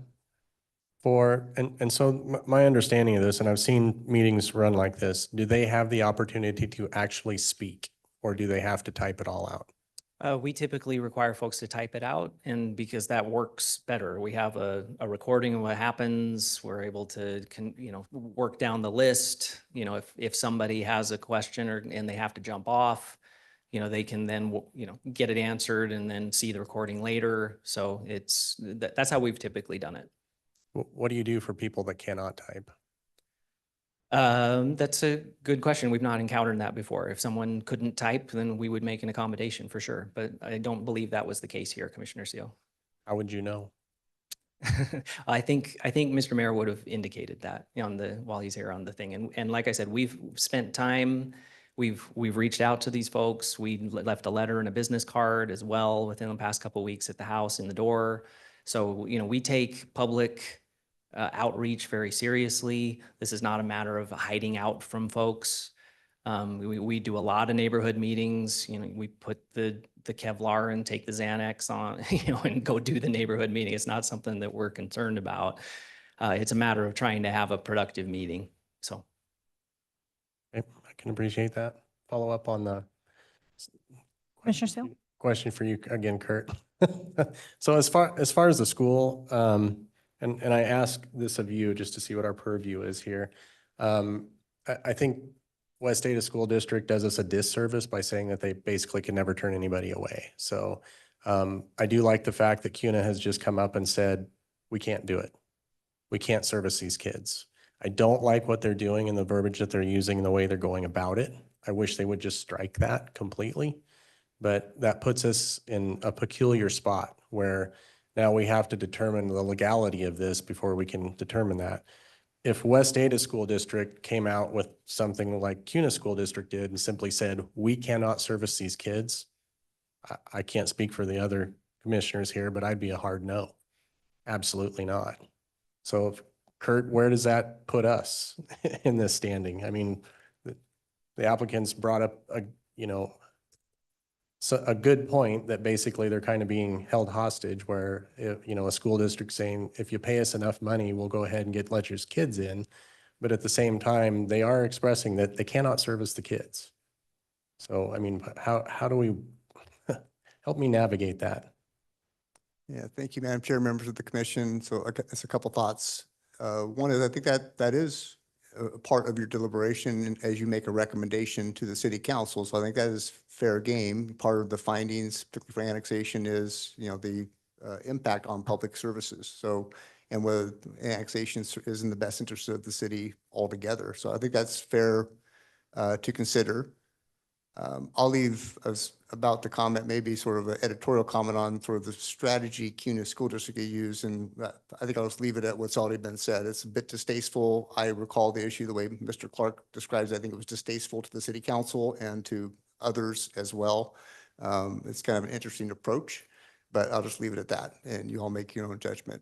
My recommendation is that you have, this is part of your deliberation, you have information you received from the CUNA School District in the form of a letter.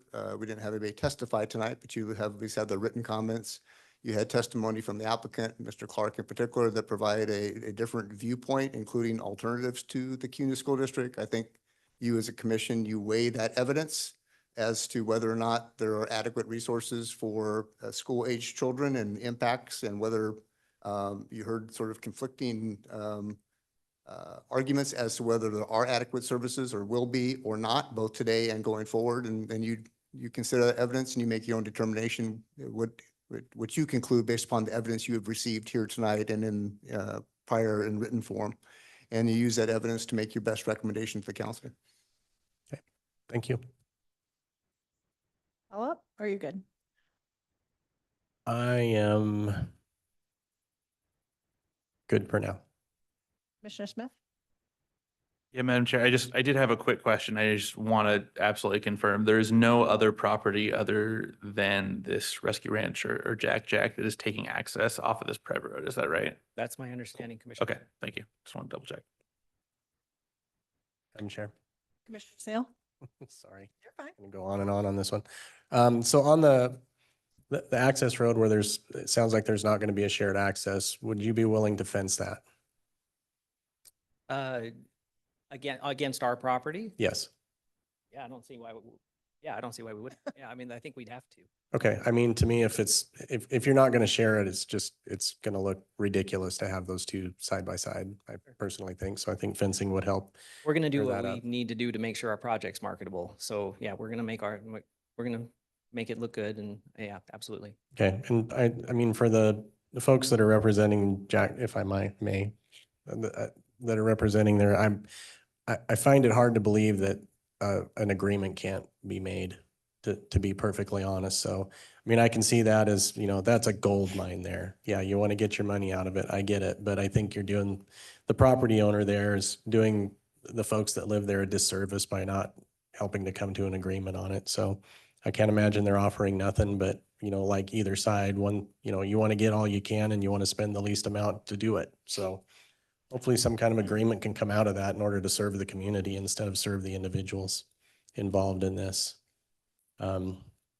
So, and then as far as the stub across the Rawson Canal, if that's not vehicular traffic, could that be something that could, a small bridge that could be made for foot traffic, bike traffic, just interconnectivity along those lines, it's obviously blocked or not fully connected for the time being, so that when that does develop in the future, decades from now, maybe, Yeah. that's not an issue. Commissioner Seal, it's my understanding the Boise project does not allow pedestrian crossings on their canals. Okay. So that, the only option there would be if it was a vehicular crossing and ACHD mandated it. Then, as I understand it, Boise project will go along with it at that point, but they won't do a ped crossing. Okay. And that's, yeah, and I can appreciate that. So, I mean, if it's not within the law or not within, the law that's there in order to provide for, then that's the way it is. Just trying to, me, anywhere you can bike or walk. I love that. So, That's why I made sure to flag that it's your type of. yes, of, I was going to say, you might just start calling that the Commissioner Seal. Guess I've made my mark somewhere. So. That is all I have for now. Thank you. Commissioner Rest? Oh. Commissioner Garrett, any other comments? No, I just like to thank you. I appreciate the comments about the school. And, I'd like to see more from CUNA, but obviously that limited amount of information, we just can't make a comment on it. Okay, thank you. Any other final thoughts? None from me. I think I've worn everybody out. All right, thank you very much. Can I get a motion to close the public hearing, please? So moved. Second. It's been moved and second to close the public hearing on Summerlin West. All those in favor say aye. Aye. Any opposed? All right, motion carries. Thank you.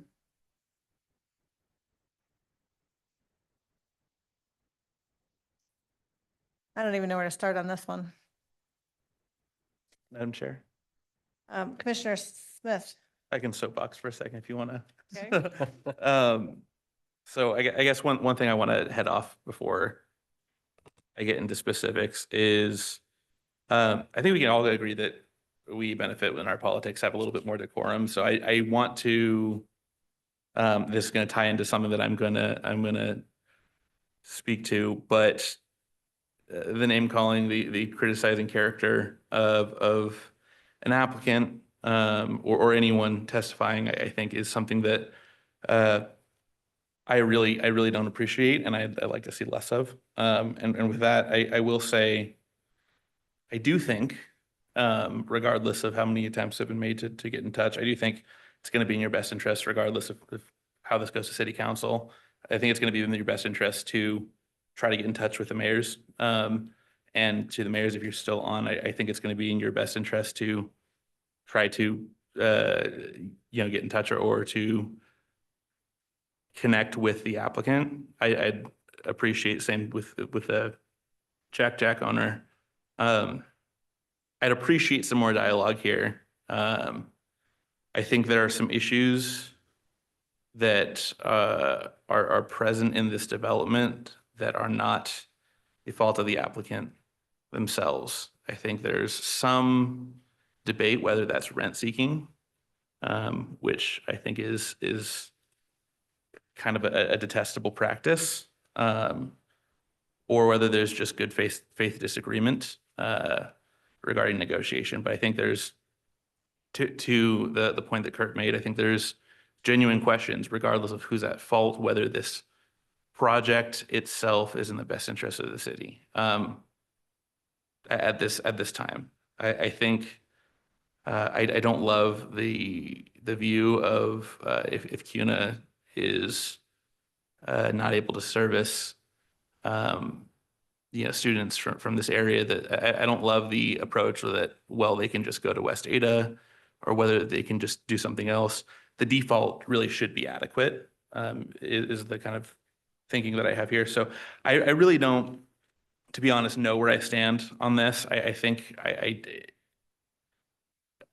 that's usually a better sign than some of the other projects that I've seen, Mr. Clark, that you've brought forward. So I think I'm leaning towards supporting this, but I think there are a lot of issues that, regardless of who's at fault, to use quotes, I have some issues with this, and there's some heartburn associated. I think I'm in support of this, but I don't know if I can champion it necessarily. Commissioner Rust? Madam Chair, couple of things. I think that I don't see very many issues with this application, to be perfectly honest. This matches the area. It matches the step down from R15 to the north down to R8.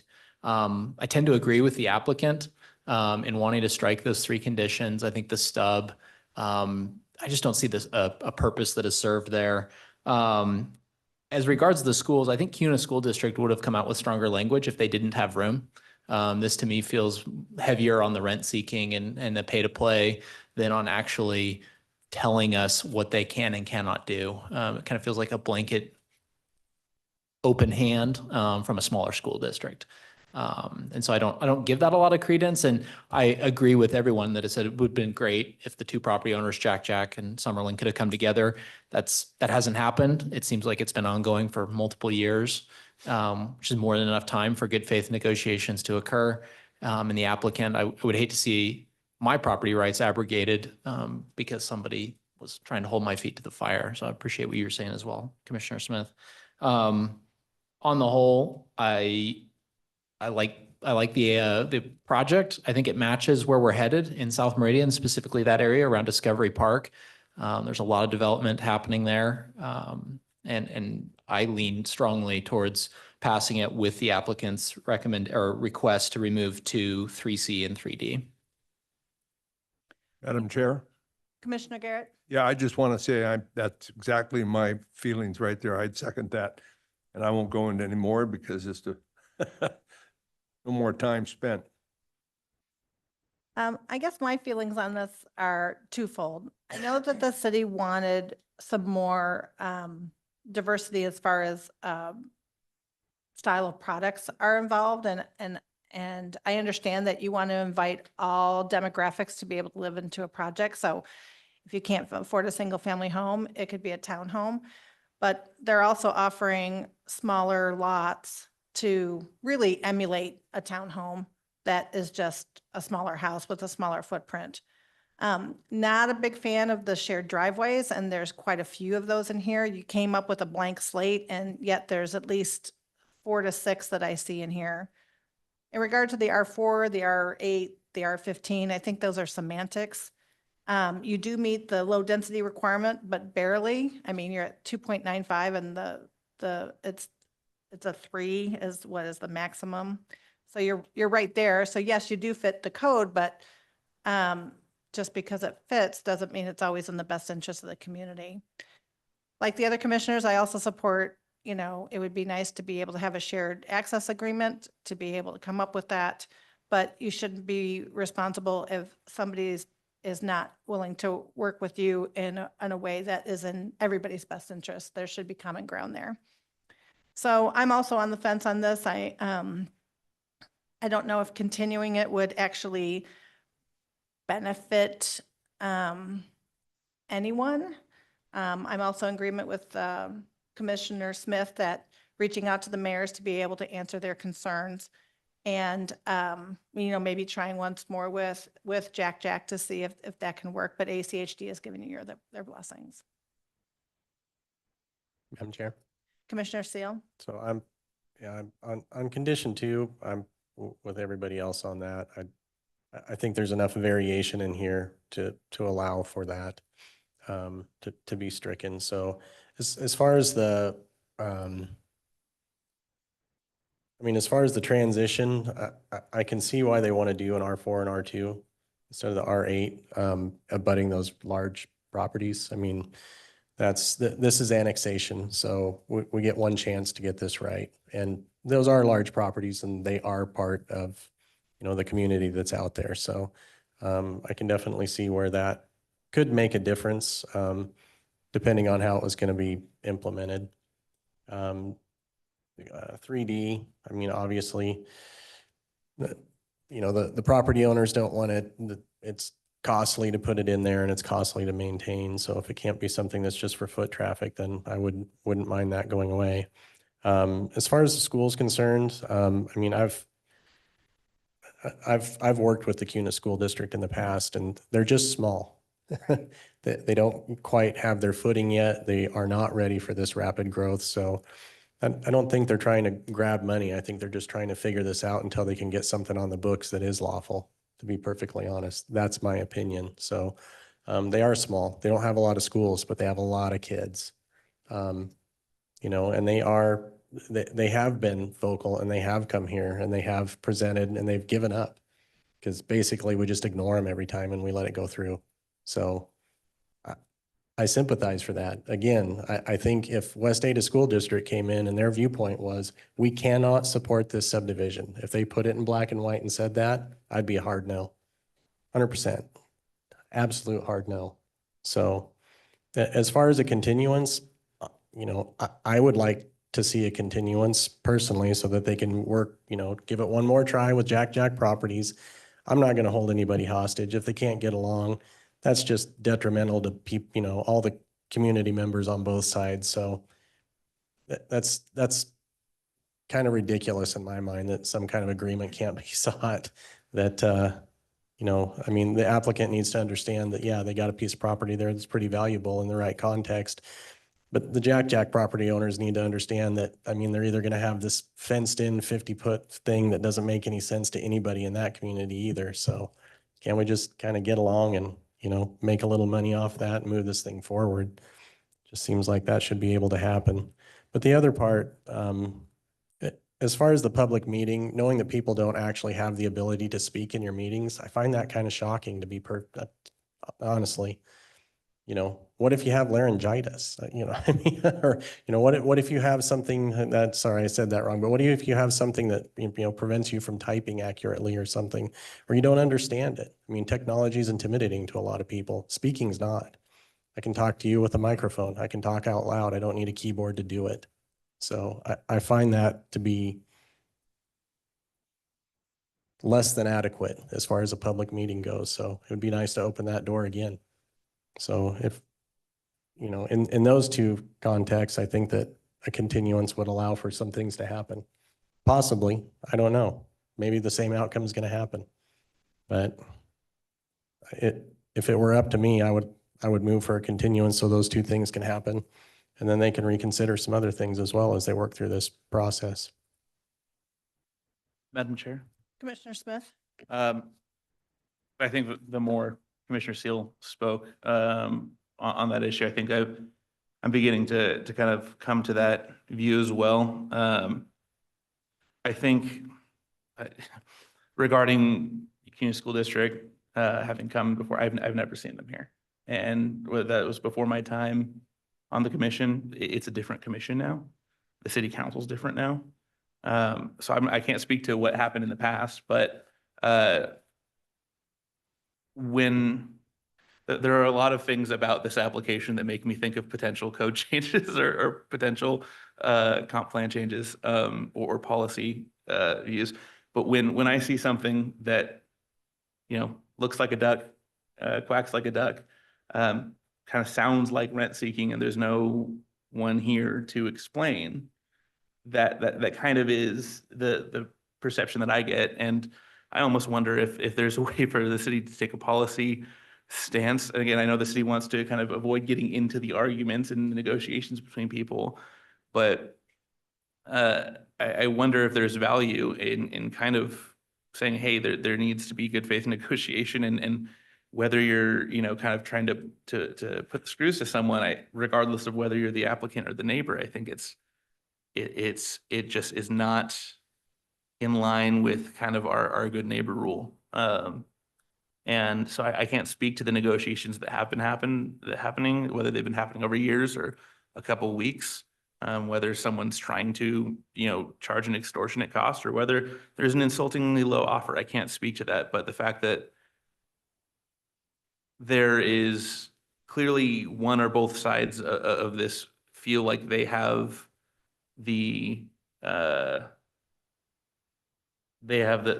backing to just do as they please, or to strong arm the other. I think it really is resulting in a suboptimal application. And I think that's something that I think Commissioner Seal is right on the money. I think maybe this doesn't change, and if nothing can happen, and if school district doesn't want to show up and kind of explain their side, or if discussions with the mayors or with Jack,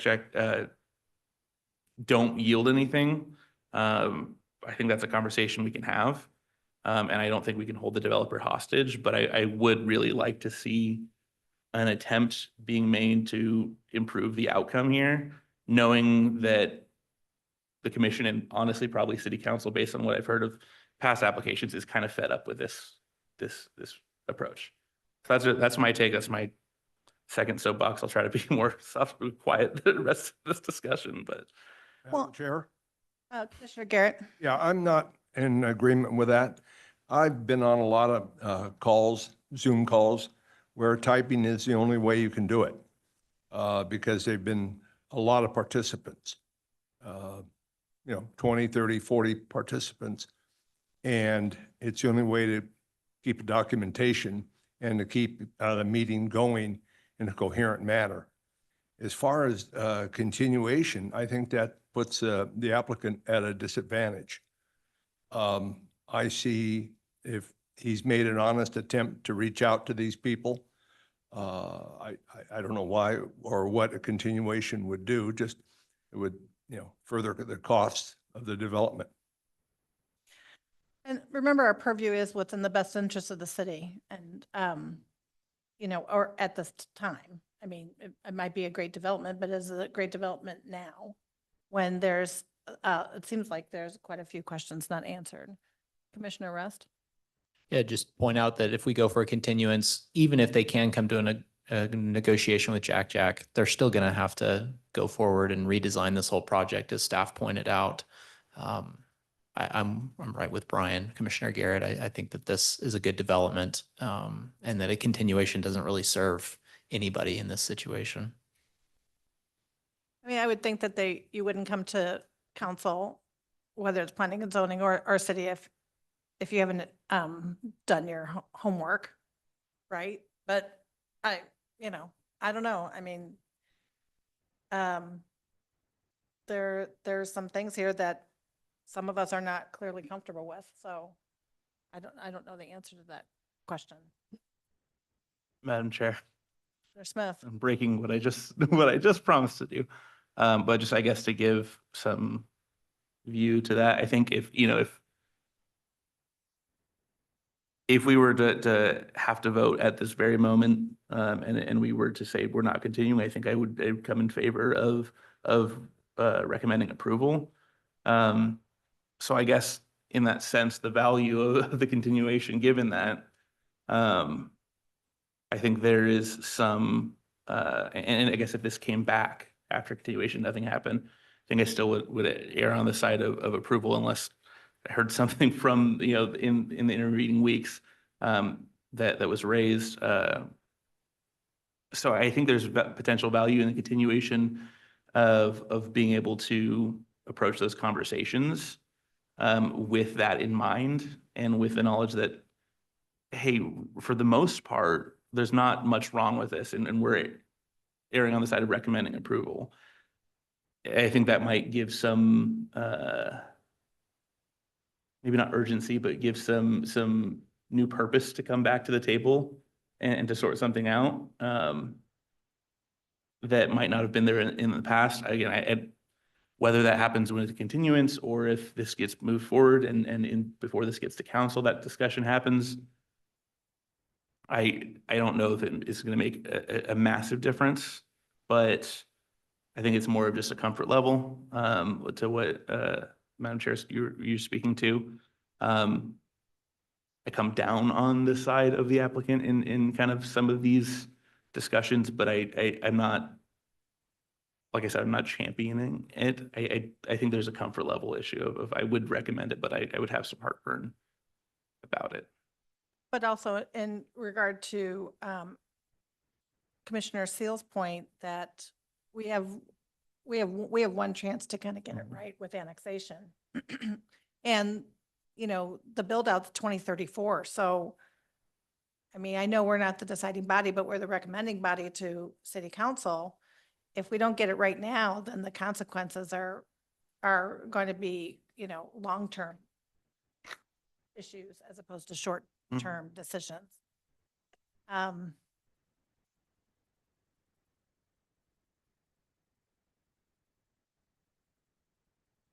in regard to these three modifications that are in front of us on the screen right now. You know, the first one, I addressed, I don't think townhomes are necessary. I think the R8, R4, R2 is semantics. And the stub road would cross the bridge. They already have two, but the school district and the surrounding subdivisions with private access to public access, I think are the two issues that I'm not comfortable with. And I don't know if a continuation would help that. I mean, all you can do is try, right? So it's better than, it's better, I guess we can deny it as, I don't know. I'm torn on this one because there's so many moving parts to it. To make that recommendation to City Council. Commissioner Russ? Madam Chair, I think that this application, probably the best path forward is an up or down, because if a continuation is to try to resolve the private-public access, then they're going to have to go redesign this whole thing anyways. Correct. And so I would be pretty strongly against a continuance in that. I just think that's the fairest thing. Either we don't think this is the right thing because the public-private access, or we're not concerned and we don't want to handcuff them, kind of putting it in two opposite camps there. But I would push strongly for a yes, no vote on this. Madam Chair, Commissioner Smith? I have a thought and I think a motion to, if it fails, we can try something else. Okay. I understand, I understand Commissioner Russ and Commissioner Garrett's concerns, but I think I'm also kind of thinking to the purpose of the commission on things like annexation, and really it's to help do some homework for City Council. And I think as the recommending body, I think there's value in, I'd rather see this pushed out 2 weeks, and if nothing happens, it gets moved on, then we recommend up or down. This goes to City Council. There's work that could have been done and research and conversations that could have happened that might make City Council deny this. And I think, we've seen some up or down votes go to City Council that are denied on the basis or are continued there on the basis of unresolved questions. And so I think there's value in continuing it here and saying, I don't know if it's 2 weeks or 4 weeks, depending on the schedule. But I guess that's a question that I have is, will we be able to continue this 2 weeks? And if there's a resolution that happens and they have to redesign it, I think that's for the best of the city. And regarding an annexation, that's really the priority here.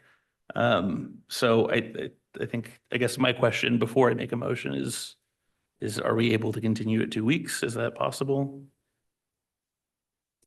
Madam Chair, Commission, we would be able to schedule it for November 21st. With that in mind, then I'm gonna throw this out, and I won't, my feelings won't be hurt if it's ruled down. So quick, Madam Chair, Commissioner Seal? if you do, if you're going to go for the continuance, please do it in such a way that we're not going to open the floor to everything that we've already hashed out, just to what the concerns are, please. Thank you. Madam Chair, may I interject before? It's not like we're getting ready for a motion here. So just as a reminder, if you do choose to continue, we need to reopen the public hearing first, then continue. So it'll be sort of two motions. Okay. This other piece is probably unsolicited advice, but I just want to maybe give a thought. Typically for continuous is you need additional time to deliberate or to understand, or you need additional facts, not so much to provide time for others to negotiate deals and so forth. So I think in particular, if you can, if there's specific facts you need, for example, this is just hypothetical, but if you're still not clear on the school district issue, perhaps you want more information about that, or maybe you want to invite a representative from the community school district to be here in 2 weeks. Those are legitimate reasons for a continuance. And so I just encourage you to kind of latch on to concrete things like that, where these are facts or additional information you need to make an informed decision. I'll leave it at that. That's just sort of some unsolicited advice. Thank you. Yes. All right, so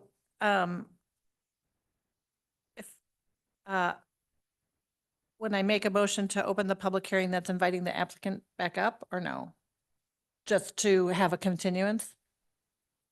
So Madam Chair, you're not required to invite the applicant up. You're certainly, that's within your purview if you wish to, but it doesn't require that. So basically it'd be two motions. The first motion would be to reopen the public hearing. That requires obviously sufficient affirmative votes. If that passes, then you would have a second motion to continue. And as I suggested, if you can provide whatever concrete information you're looking for in 2 weeks would be helpful. All right, well, let's take the pulse of the commission. I motion to, or can I take a motion to open the public hearing? So moved. Second. It's been moved and second to open the public hearing. And then, Madam Chair, I think because there's some disagreement Doesn't happen amongst, very often, sound like there so might you be gotta some cut me differing off. viewpoints amongst the commissioners. This might be appropriate for roll call vote. Okay, well, On the motion, so you have a motion on the floor that's been made and seconded to reopen the public hearing. Because there's some differing views, I think I would recommend that you ask the Madam Clerk to do roll call, just so we know exactly where everybody stands. okay, Madam Clerk, take some advice from here to do a roll call. If we were to do a continuance, what is the feelings from this commission? Thank you, Madam Chair. Commissioner Garrett, No. Commissioner Seal, Aye. Commissioner Rest, No. Commissioner Smith, Aye. Chairperson Orchard. Aye. Madam Chair, the motion passes. The public hearing has been reopened, and so you now can entertain a motion for a continuance for 2 weeks if you choose. Commissioner Smith, you Madam want to? Chair. Okay, After considering, sorry, actually, I moved to continue. Apologies, try that a third time. Madam Chair, I move to continue file number H-20, oh, that's the wrong.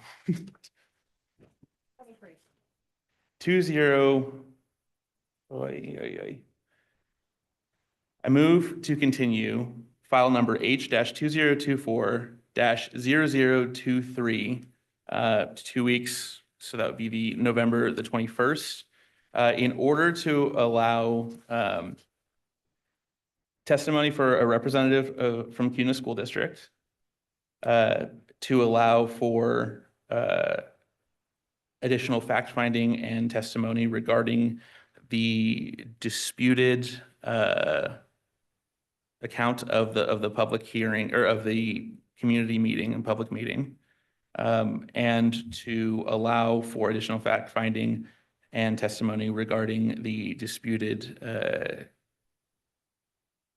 private road in to the immediate north of the property. I got that right. Second. it's been moved and second to continue file 20-0023 for the aforementioned items. All those in favor say aye. Aye. All those opposed? Nay. And I will say aye. So the motion carries. Madam Clerk, you have all the votes registered? Did you hear? Yes, I do. Okay, thank you. All right, commissioners, it's 8:15. Does anybody need a break or should we carry on? Who wants to carry on? Quick break. You want to take a break? All right, we'll take 5 minutes till 8:20.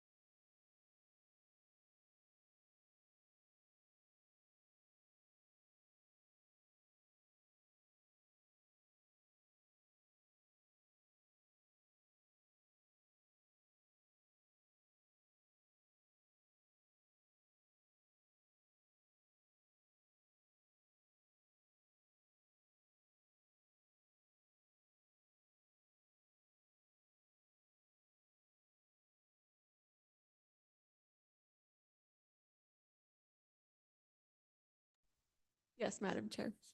Oh. All right, thank you, everyone.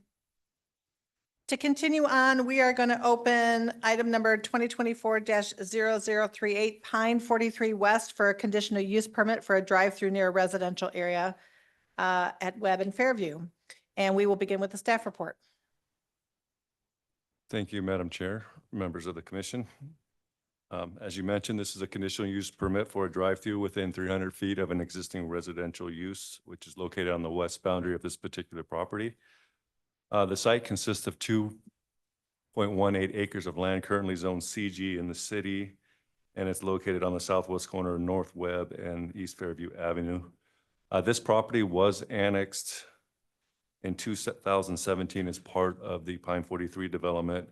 As part of that annexation request, there was a development agreement that currently runs with development of this property. So the site plan that's shown tonight is consistent with the concept plan that is in that DA. You can see here on the future land use map that the comprehensive plan designates this property as mixed use community. And staff finds that the proposed commercial uses that have already developed to the east of this site and proposed for this particular property is consistent with that land use designation. Access to this development will come off of North Webb Avenue, or Webb, I should say, in this location here, which aligns with the existing access to the east with the other commercial portion of this development.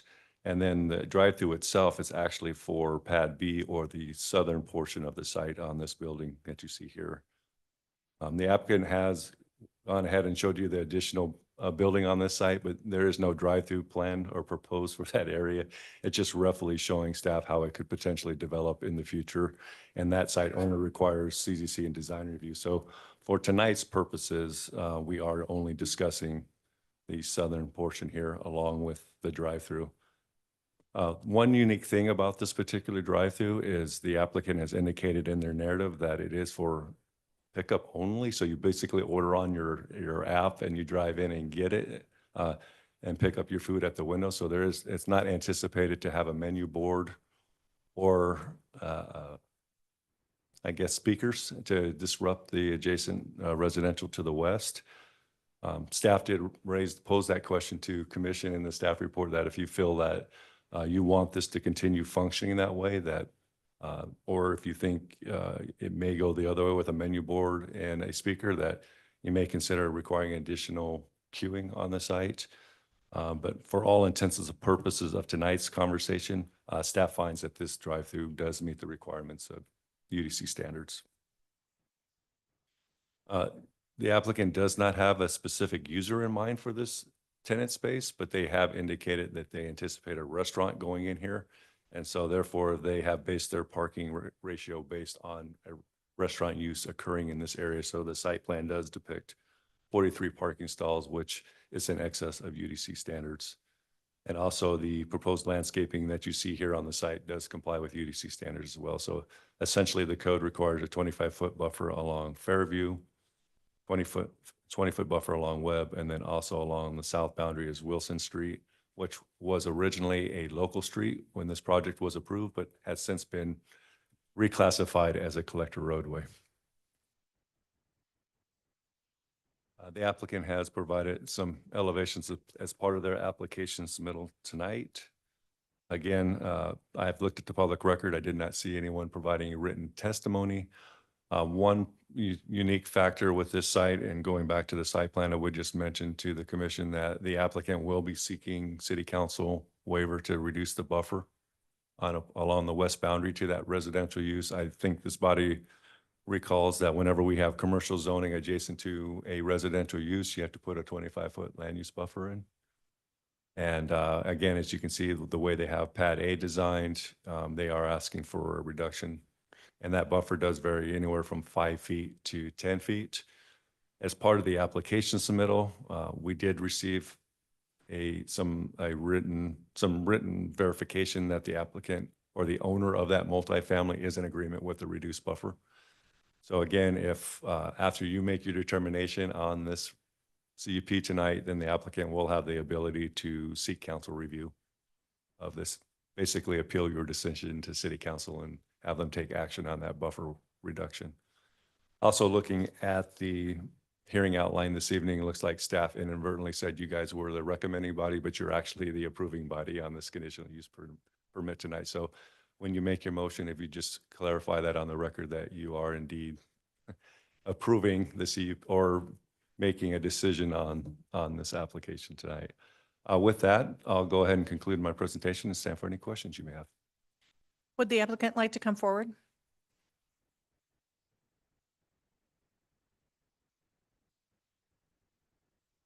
Good evening. Yes, good evening. Jim Marsh, CSH Green Architects, 200 Broad Street. Also in attendance are representative from the developer and the landscape architect. And we are pleased to bring forward to you today Pine 43 West. Just have a few things that we'll flip through rather quickly. See if that goes down. Come on, arrow's working. Real quick, just this is an extension of the Pine 43 retail development that occurred to the east of this particular project. The project highlighted here in kind of this orange color. The east portion is just finishing the completion, and we're the site is bisected by Webb Street. This is the most current aerial that we could get that shows the multifamily directly to the west and some multifamily to the east. We did kind of ghost in a little bit of the site plan so we can kind of get a little bit of an orientation, of course, to what's adjacent to our property. A little bit of history on the property as well. When the townhomes went in, there's a long history of cooperation between this developer and the adjacent multifamily developer. They had challenges with stormwater space, also with challenges with pressurized irrigation. Our developer here with the Pine 43 West project gave them some access to additional storm drain on their site, as well as connections to pressurized irrigation. So like I say, a long history of cooperation between these two parcels. And one of the unique pieces is due to the alignment of Webb, it takes a pretty good jog, as you can see, to the west to align with across the street, really pinches down the top of the site. And so in order to get the setbacks for the landscaping off of Webb, the parking, and then have a sizable building that's viable, that's where we're asking to encroach slightly into the required setback for adjacent to a residential property.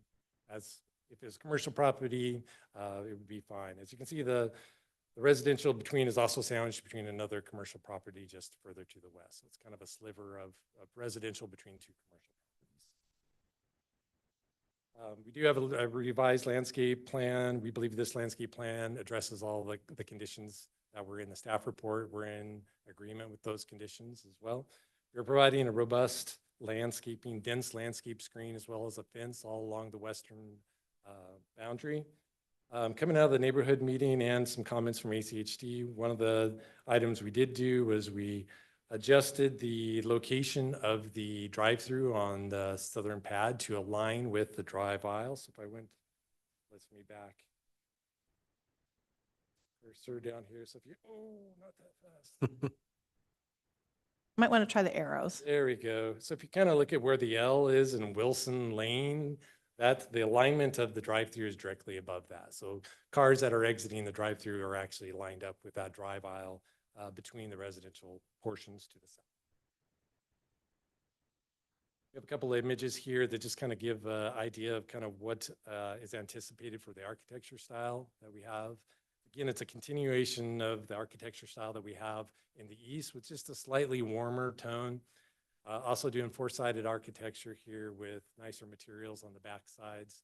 Buildings are positioned towards the residential areas so they can screen the noise and screen all the parking lots and stuff as well. So the back sides of the buildings do have service doors, but they're very rarely used. So it is kind of the quiet side of the development. Again, elevations on this are slightly smaller. We try to be respectful to the neighbors. So the buildings to the east are slightly taller. These came in, our footprints shrank a little bit in order to get it on this tight site. We also brought the height of the buildings down slightly. So in building A, which is the closest to the residential, top of the regular parapet's around 18, with top of some of the tower elements around 22. This particular building's about 20 to 24, so still relatively short for commercial buildings. And then this kind of depicts a couple of pictures of that south and that drive-through. Again, we're looking kind of for a limited service drive-through at this time. There is no tenant identified. The developer also has some drive-throughs on the Pine 43 original. They have some that have a drive-through window that they are very particular about their stacking and the type of use. And so I've been approached for people, but if they're not the right use, they've not gone forward with those tenants. So they're very particular about the tenants that they have. Again, elevations as well. Enlarged, robust, again, on the landscape side. And if there's any questions concerning the landscaping, our landscape architect here is, again, willing to answer any questions. Finally, you know, we have trash enclosures. These are consistent with the rest that's in the development with stone on them, full 6-foot CMU type of trash enclosures, as well as the lighting is going to be consistent with the lighting that's in the adjacent Pine 43, sharp cutoff LED. And if we see that the photometrics feel like they have any glare, we're willing to put any kind of shielding towards the neighbors. That kind of concludes a real quick flip through. If there's anything you'd like me to readdress, I'll stand here for any questions you might have. Madam Chair? Commissioner Smith?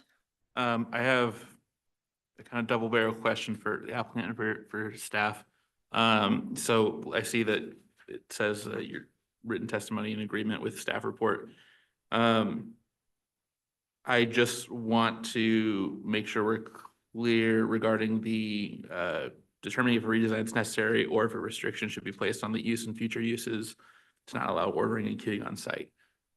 Do you have any issues with a condition that prevents any future use for ordering and queuing on site? And I guess my question to staff is, have we done that elsewhere for consistency's sake? I guess it'd be kind of a touchy of exactly what that is. For example, literally across the lane, it's just about on where the words are. Stella's Ice Cream is right there. They do have an ordering board, but they have fairly low, they don't have a lot of stacking, and there's not been any kind of issues with the noise or any of those pieces. So I think what we'd rather have is leave it a little bit open, and we'll work with staff as those tenants come in to determine if they're the kind of the correct use. And if we can have those tenants then bring in a use case of what they're stacking, what their ordering would be. We'd like to try to keep it as open as possible. It may not even be a food use. We did, as staff said, we said we went with a restaurant. The only reason we said it was a restaurant is we wanted to calculate the parking to be sufficient for a restaurant. If this is a different service use, whether it's a financial one or any of the others that are requiring a drive-through, it would require even less. I think we're just kind of staging our bets. History is just recent history going through the pandemic things, finding drive-throughs for all types of tenants is getting more and more critical as some of these things occur. There's fewer people find that it's a health issue if they can pick some things up through a drive-through. And we're also finding a lot of order stuff is happening in that. I know on some like the Chipotle's and some of the other pieces that we've had, all of the pickup is just through pre-ordered, like phone, and you just pick it up at the window. So you don't have a queue of people trying to figure out what they're trying to order. You don't have the ordering speakers and such like that. So that's kind of where we're kind of strategizing this. I did forget to say, obviously, earlier that we do have a support letter too from the adjacent multifamily developer that supports both the setback and the buffers. Commissioner Smith, did you get your question answered? One half, I guess, was a question for staff. Have we done kind of a restriction on maybe, I guess, to be more specific, ordering made to order hot food or something similar? Have we done something like that before elsewhere? Madam Chair, members of the commission, we have, if you recall, the Chipotle off of Overland and Meridian. one of those 10-mile, it was one of those where we said, you don't have that now, but in the future, if you want to add that, then you're coming back and modifying your CUP so that we can get another bite at the apple and see how it will function in the future and see if we have to address that stacking. So yes, there are options, or we have done that on occasion. Thank you. All right, thank you very much. Thank you. Madam Clerk, do we have anybody signed up to testify? Thank you, Madam Chair. I have Eric Centers.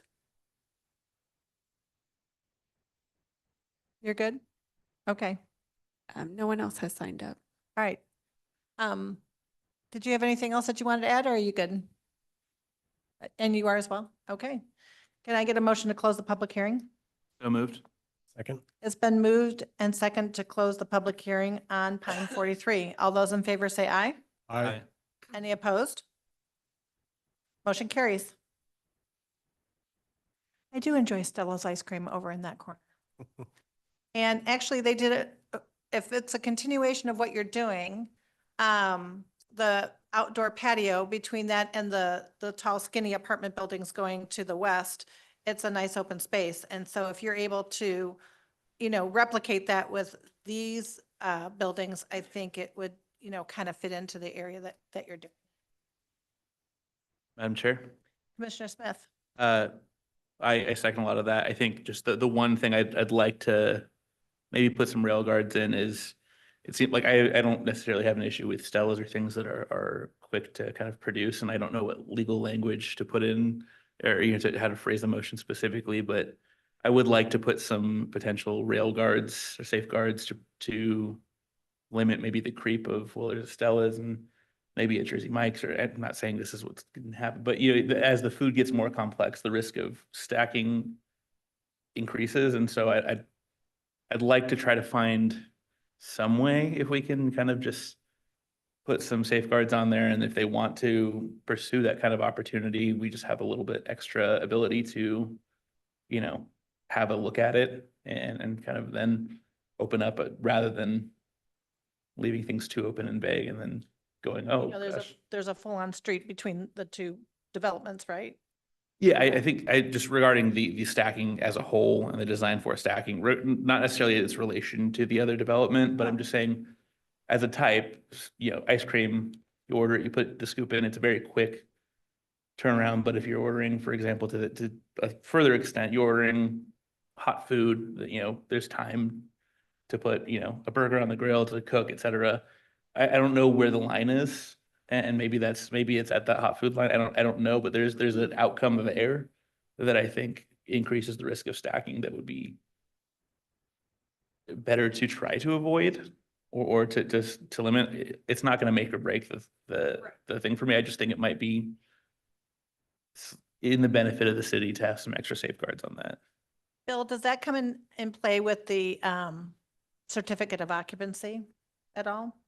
As far as, like, we don't know what it's going to be, right? So if it is a multi-layered restaurant that, cook to order type thing, and it takes 10 minutes for each one to come through, you decide based on the application on the certificate of occupancy, does that have any play to, what it ends up being as far as a business is concerned? Yeah, Madam Chair, members of the commission, it does. Like I said, there isn't a use here. So what you're acting on is the drive-through, and a drive-through can mean a bank. A drive-through can mean a dry cleaner. A drive-through can mean a restaurant, or it can be a restaurant that does sandwiches, that makes burgers, that does ice cream, that serves coffee. It's all of those things fit into a restaurant. So there's a full gamut of things in the code.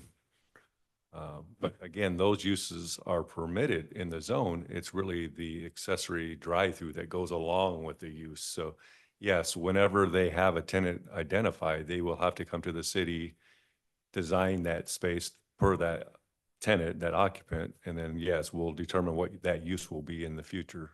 So it is difficult to say, do this, but don't do that with the drive-through in particular. Because again, your purview is the drive-through. We don't know what the use that will be associated with the drive-through is. So that's why staff is kind of, hey, think about this. Right now, we're setting it up to be a rapid drive-through lane.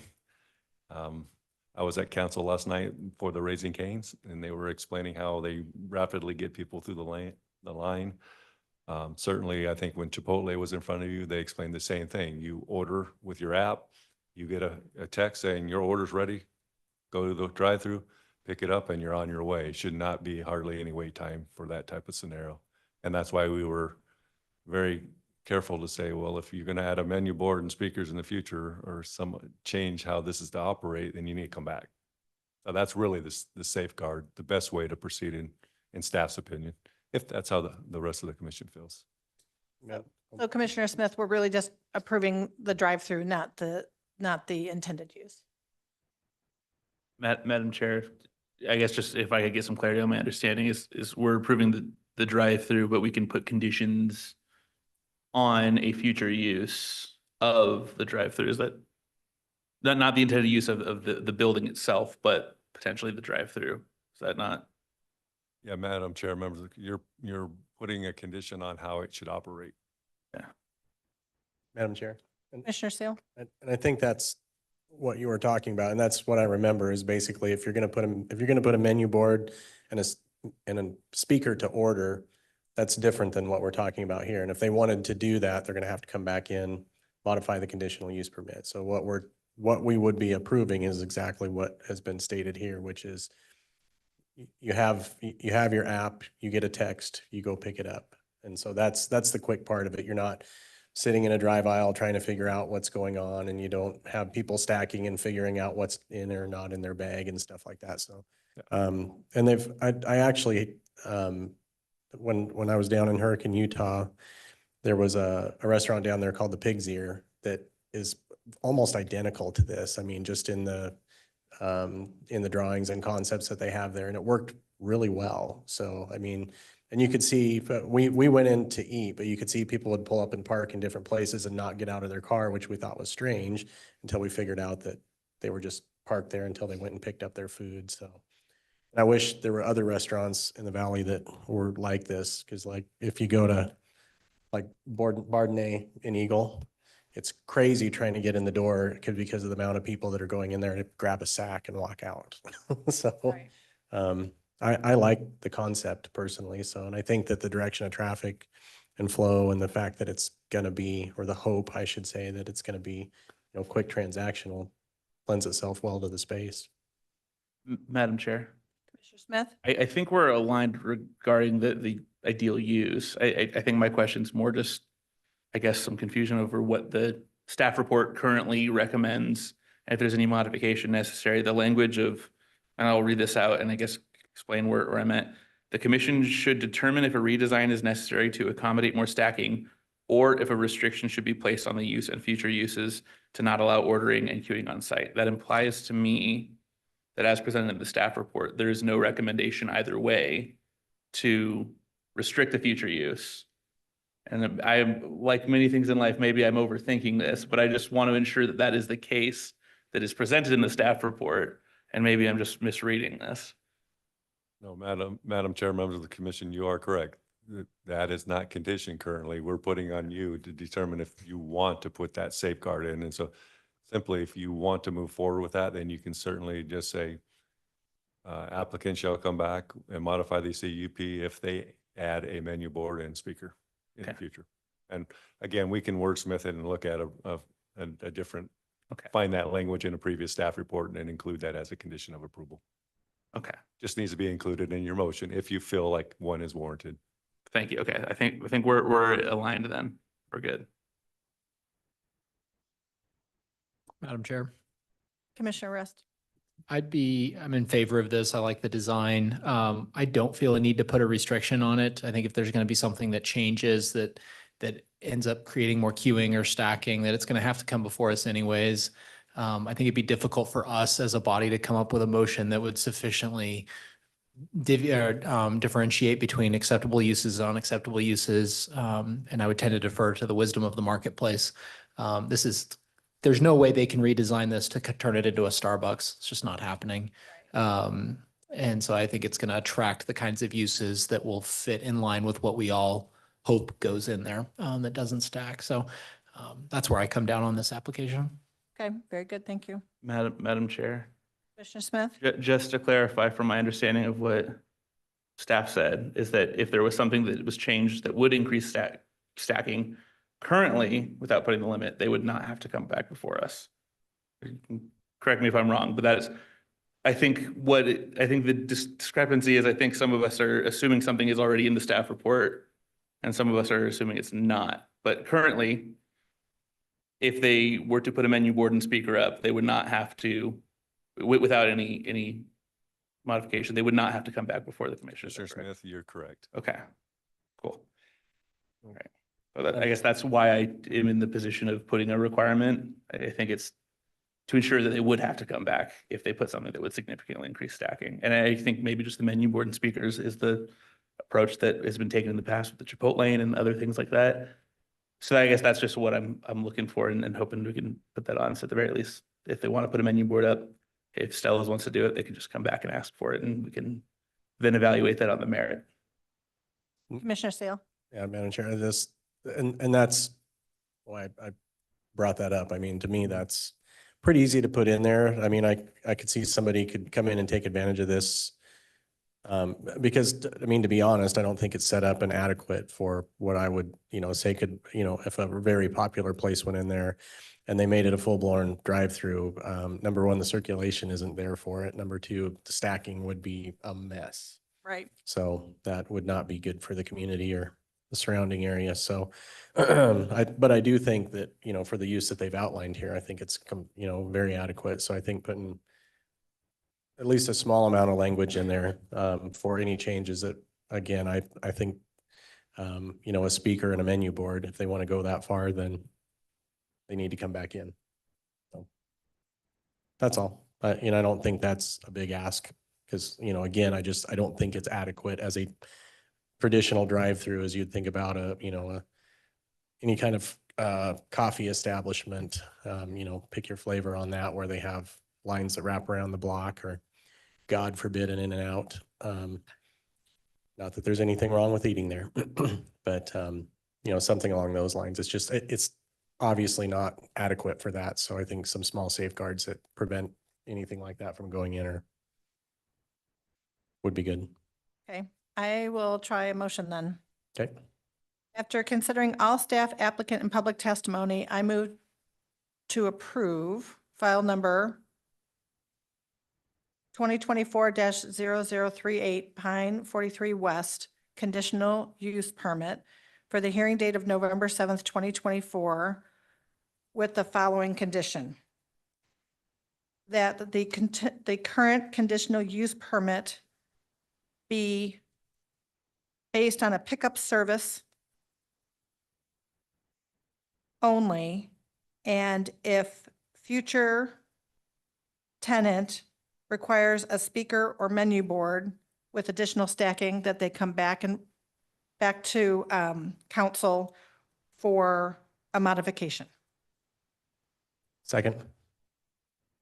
It's been moved and second to approve Pine 43 West with a condition on the pickup service and drive-through lane. All those in favor say aye. Aye. Aye. Any opposed? All right, motion carries. Thank you very much.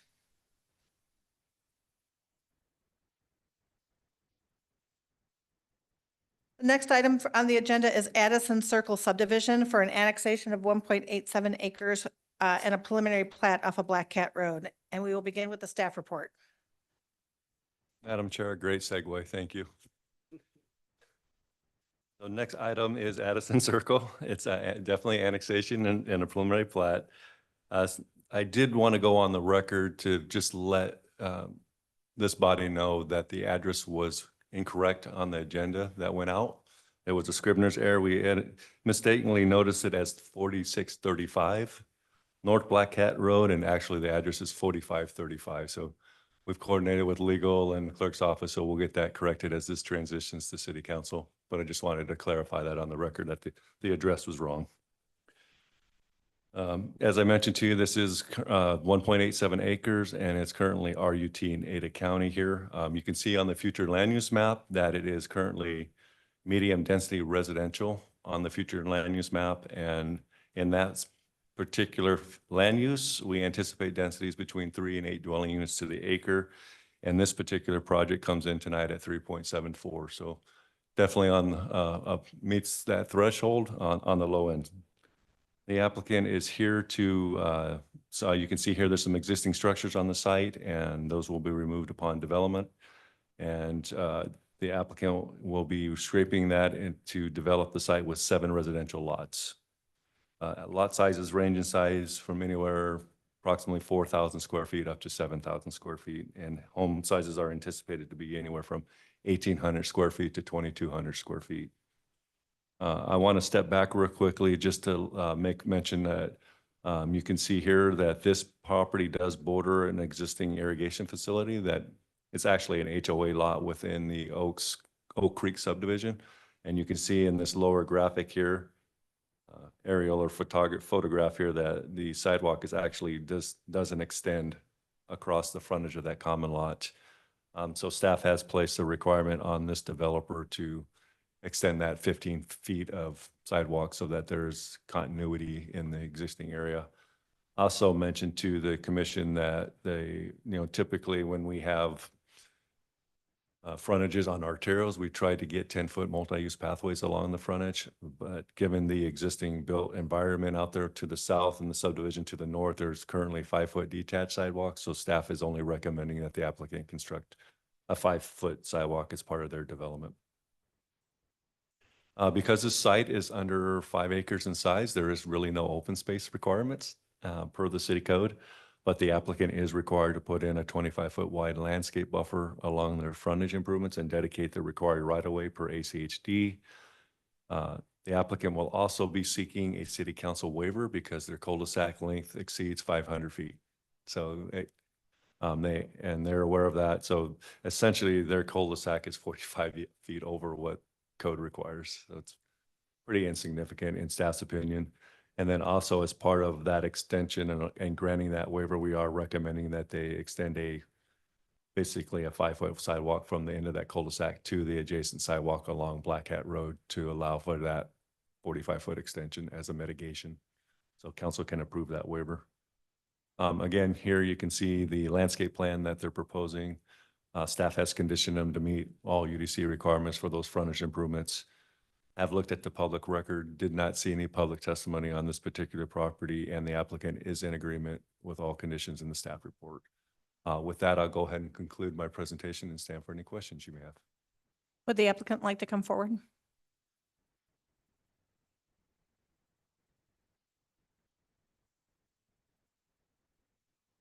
Good evening. Hey, Madam Chairman, thank you, commissioners, for the opportunity to speak in front of you. My name is Robert Renteria, 4306 East Divide Pass, Meridian, Idaho, 83642. I'll keep this brief. It's been a long night for everybody.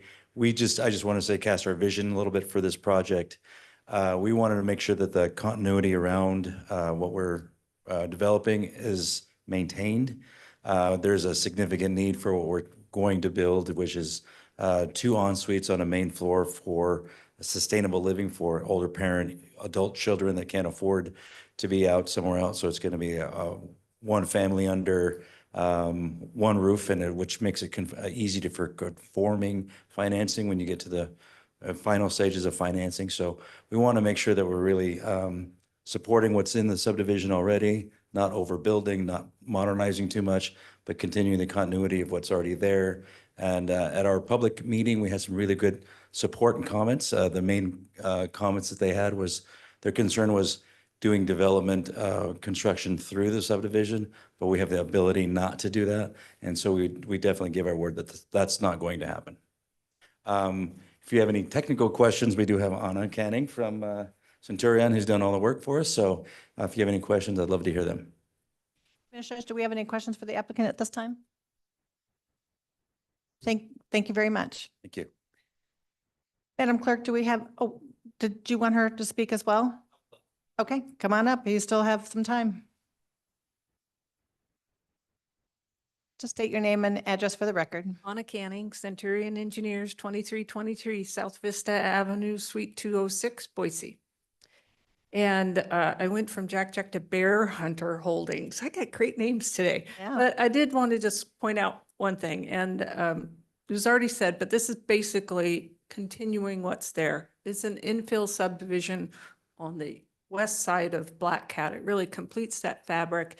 And I just wanted to say that time is right, Chairman. So the timing is right. And as Mr. Parsons mentioned, we are in agreement with the staff conditions. So if you had any questions, be happy to answer them as well. Are we going to lose all the mature trees in the historical farmhouse?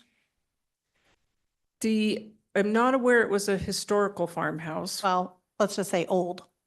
I think that the existing home is going.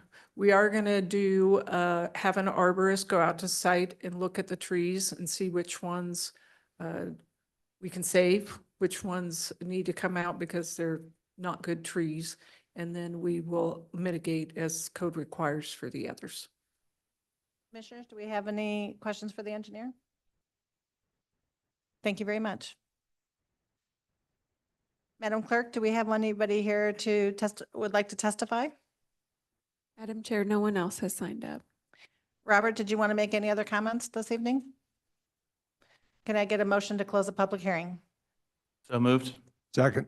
It's been moved and second to close the public hearing for Addison Circle. All those in favor say aye. Aye. Any opposed? Motion carries. It fits. And, you know, I know it's just probably an old farmhouse, but I hate to see those go away in some capacity because that's what made Meridian Meridian. That farmer probably had 80 to 120 acres at one time. And, you know, the subdivision behind it or, you know, to the side of it has changed. And if we get rid of all of our old little farmhouses, then we're anywhere USA. So that kind of bums me out, but, you know, it's not going to make me not approve this project. Also, mature trees are kind of hard to find, and since I just bought little trees for big money, you know, that could have some value there. Any other comments from commissioners? Motion, Madam Chair. Commissioner Seal? Make sure I'm on the right one here. After considering all staff, applicant, and public testimony, I move to recommend approval to the City Council of file number H 2024-0040 as presented in the staff report for the hearing date of November 7th, 2024 with no modifications. Second. Can I clarify, is it 4-0 or 4-1? 4-0 is what I have in the paper. Is that I wrote down 4-1. Can you confirm that, 4-0? Bill? It's also on the agenda as 4-0. 4-0? Yep. All right. Do I have a second for 4-0? Second. It's been moved and second to approve. Oh, that's why, because I'm looking at the next one. Excuse me. File number 0040 Addison Circle. All those in favor say aye. Aye. Any opposed? Motion carries. Thank you very much. All right, now we're going to do 4-1. Apex Phenomenal for a preliminary plat near Lake Hazel and Locust Grove, and we will start with the staff report. Thank you, Madam Chair, members of the commission. Last item on the agenda tonight is Apex Phenomenal. This project is requested for a preliminary plat. Site consists of 16.15 acres of land currently zoned R15. And as you mentioned, it's generally located on the north side of East Lake Hazel Road, approximately a quarter mile west of South Locust Grove Road. This property was rezoned in 2020 from R4 to the R15 zone that you see today. And it was also part of the overall Apex, or we call it Pinnacle. There's many names out there, but it did come in as Apex. As part of the annexation, and it was required to enter into a development agreement. So the applicant is just here with more specifics on how they intend to develop this R15 piece. So this is the first plat for it. Current comprehensive plan designation for this property is medium high density residential. And in that designation, we anticipate residential densities between 8 and 12 dwelling units to the acre. And this particular project this evening comes in right at 8. So right again on the low end, but still probably more dense than what we typically see that is in a multifamily project. So here, again, here is the preliminary plat. Main access will be coming in from a private street to serve the homes, so the 64 lots the applicant is proposing. The homes are intended to be single-family attached and detached, so a mix of residential types here, which is consistent to what they actually have constructed on the east side of the site across from Apex Avenue that you see here on the screen. The proposed plat also has 11 common lots. One thing I'd like to mention to the commission is this additional larger lot applicant doesn't have any details for that at this time. Maybe a continuation of the same product on that portion, but they are recording it as one lot currently, and then they'll come back with a future application when they decide how they want to further subdivide that. Because the development is over that 5-acre threshold, the applicant is required to provide 15% open space and 2 amenity points per the UDC. The plat before you tonight shows 2.27 acres of qualified open space, which exceed UDC standards, and they're also providing 4 amenity points as well. You can see some of the details of what they're doing with the amenities in that central open space. And again, that mirrors what's happening on the east side of the road. Also like to mention that the residents in this portion of Apex also have the benefit of using the additional open space and amenities that are currently planned or will be constructed in the near future. So again, one cohesive design as the applicant moves forward. So I wanted to, here's the open space exhibit along with some of the pedestrian connectivity that we can envision. Also like to mention that Lake Hazel is currently being improved or may be done at this time. So those improvements along that frontage are completed already per our cooperative development agreement with ACHD. And those improvements do carry all the way to the Meridian Road intersection as well. Again, more details of how they intend to use that private open space. And then here are the elevations, which again are consistent with what's being developed out there. Staff has looked at the public record, did not see any public testimony on this, and the applicant, again, is in agreement with all staff's recommended conditions of approval. With that, we are recommending approval, and I'll stand for any questions you may have. Would the applicant like to come forward?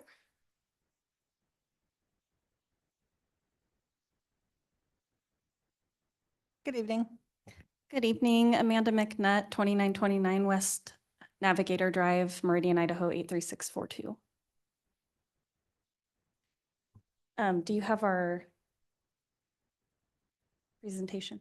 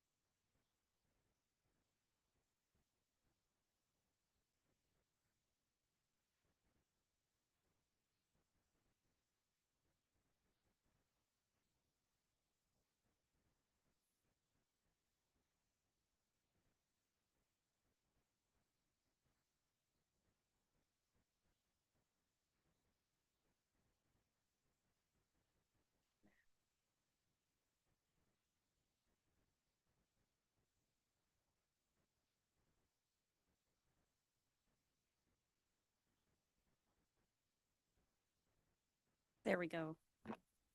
Okay.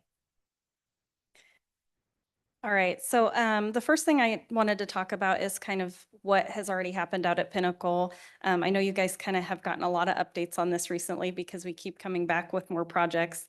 As Bill mentioned, Lake Hazel is now complete and open. So that's really exciting. I know a lot of people out there have been waiting for that. Here we notice or note that the roundabout there is open. We have the 8th mile at Recreation, and then Lake Hazel and Meridian is all the way through there. we've mentioned it a couple times as well that we have the Gem Prep Charter School out there, complete and operational. Meridian Library just had their opening a while back. And the SOMI Amphitheater is also underway out there as well. Sublimity and the mini roundabout at Crescendo is shown here. It's also built, this is a graphic that we actually took a drone footage of, so you can kind of see the new beautiful pavement out there. And then also that internal street connectivity is all complete as well. So this is the latest development in the Pinnacle community. As Bill has already described, it's 16.15 acres, 64 single-family residential lots, which encompasses about 8.2 acres of this property, 11 common lots, and then another future lot that is just under 8 acres. We do have almost 30% of qualified open space here, and this is the location there of that multi-sport court. Bill also mentioned that we basically are mirroring the other side. On that other side, they will have access to a gazebo and a little barbecue area. So we felt a sports thing over on this side kind of benefits both of them, kind of brings a little bit of variety there. So this is that multi-court sports arena. You can do pickleball, tennis, soccer, and some other things there just to give variety and give options to the residents. Several sidewalks will be proposed with this development. We are very proud of how this is developing out there with lots of pedestrian accessibility, and this is just another addition to that. These will be our carriage lane product, both paired and single family detached. Again, Bill mentioned it for us, but this is kind of mirroring that other product on the other side. So it's just a continuation. I think it's going to flow really nicely there. Everything's going to be facing outward, so you'll see these frontages on all of those main roadways. It is in the medium high density future land use map area. We're not asking for a modification of the flume, nor are we asking for a modification of zoning as it's already zoned R15. And as Bill mentioned, we do concur with the staff recommendation for approval. I'll stand for any questions. Commissioners, do we have any questions for the applicant at this time? Thank you. Thank you. Madam Clerk, do we have anyone who would wish to testify? Thank you, Madam Chair. No one has signed up. Amanda, you good? Any other comments? All right, can I get a motion to close the public hearing? So moved. Second. It's been moved and second to close the public hearing for Apex. All those in favor say aye. Aye. Any opposed? Motion carries.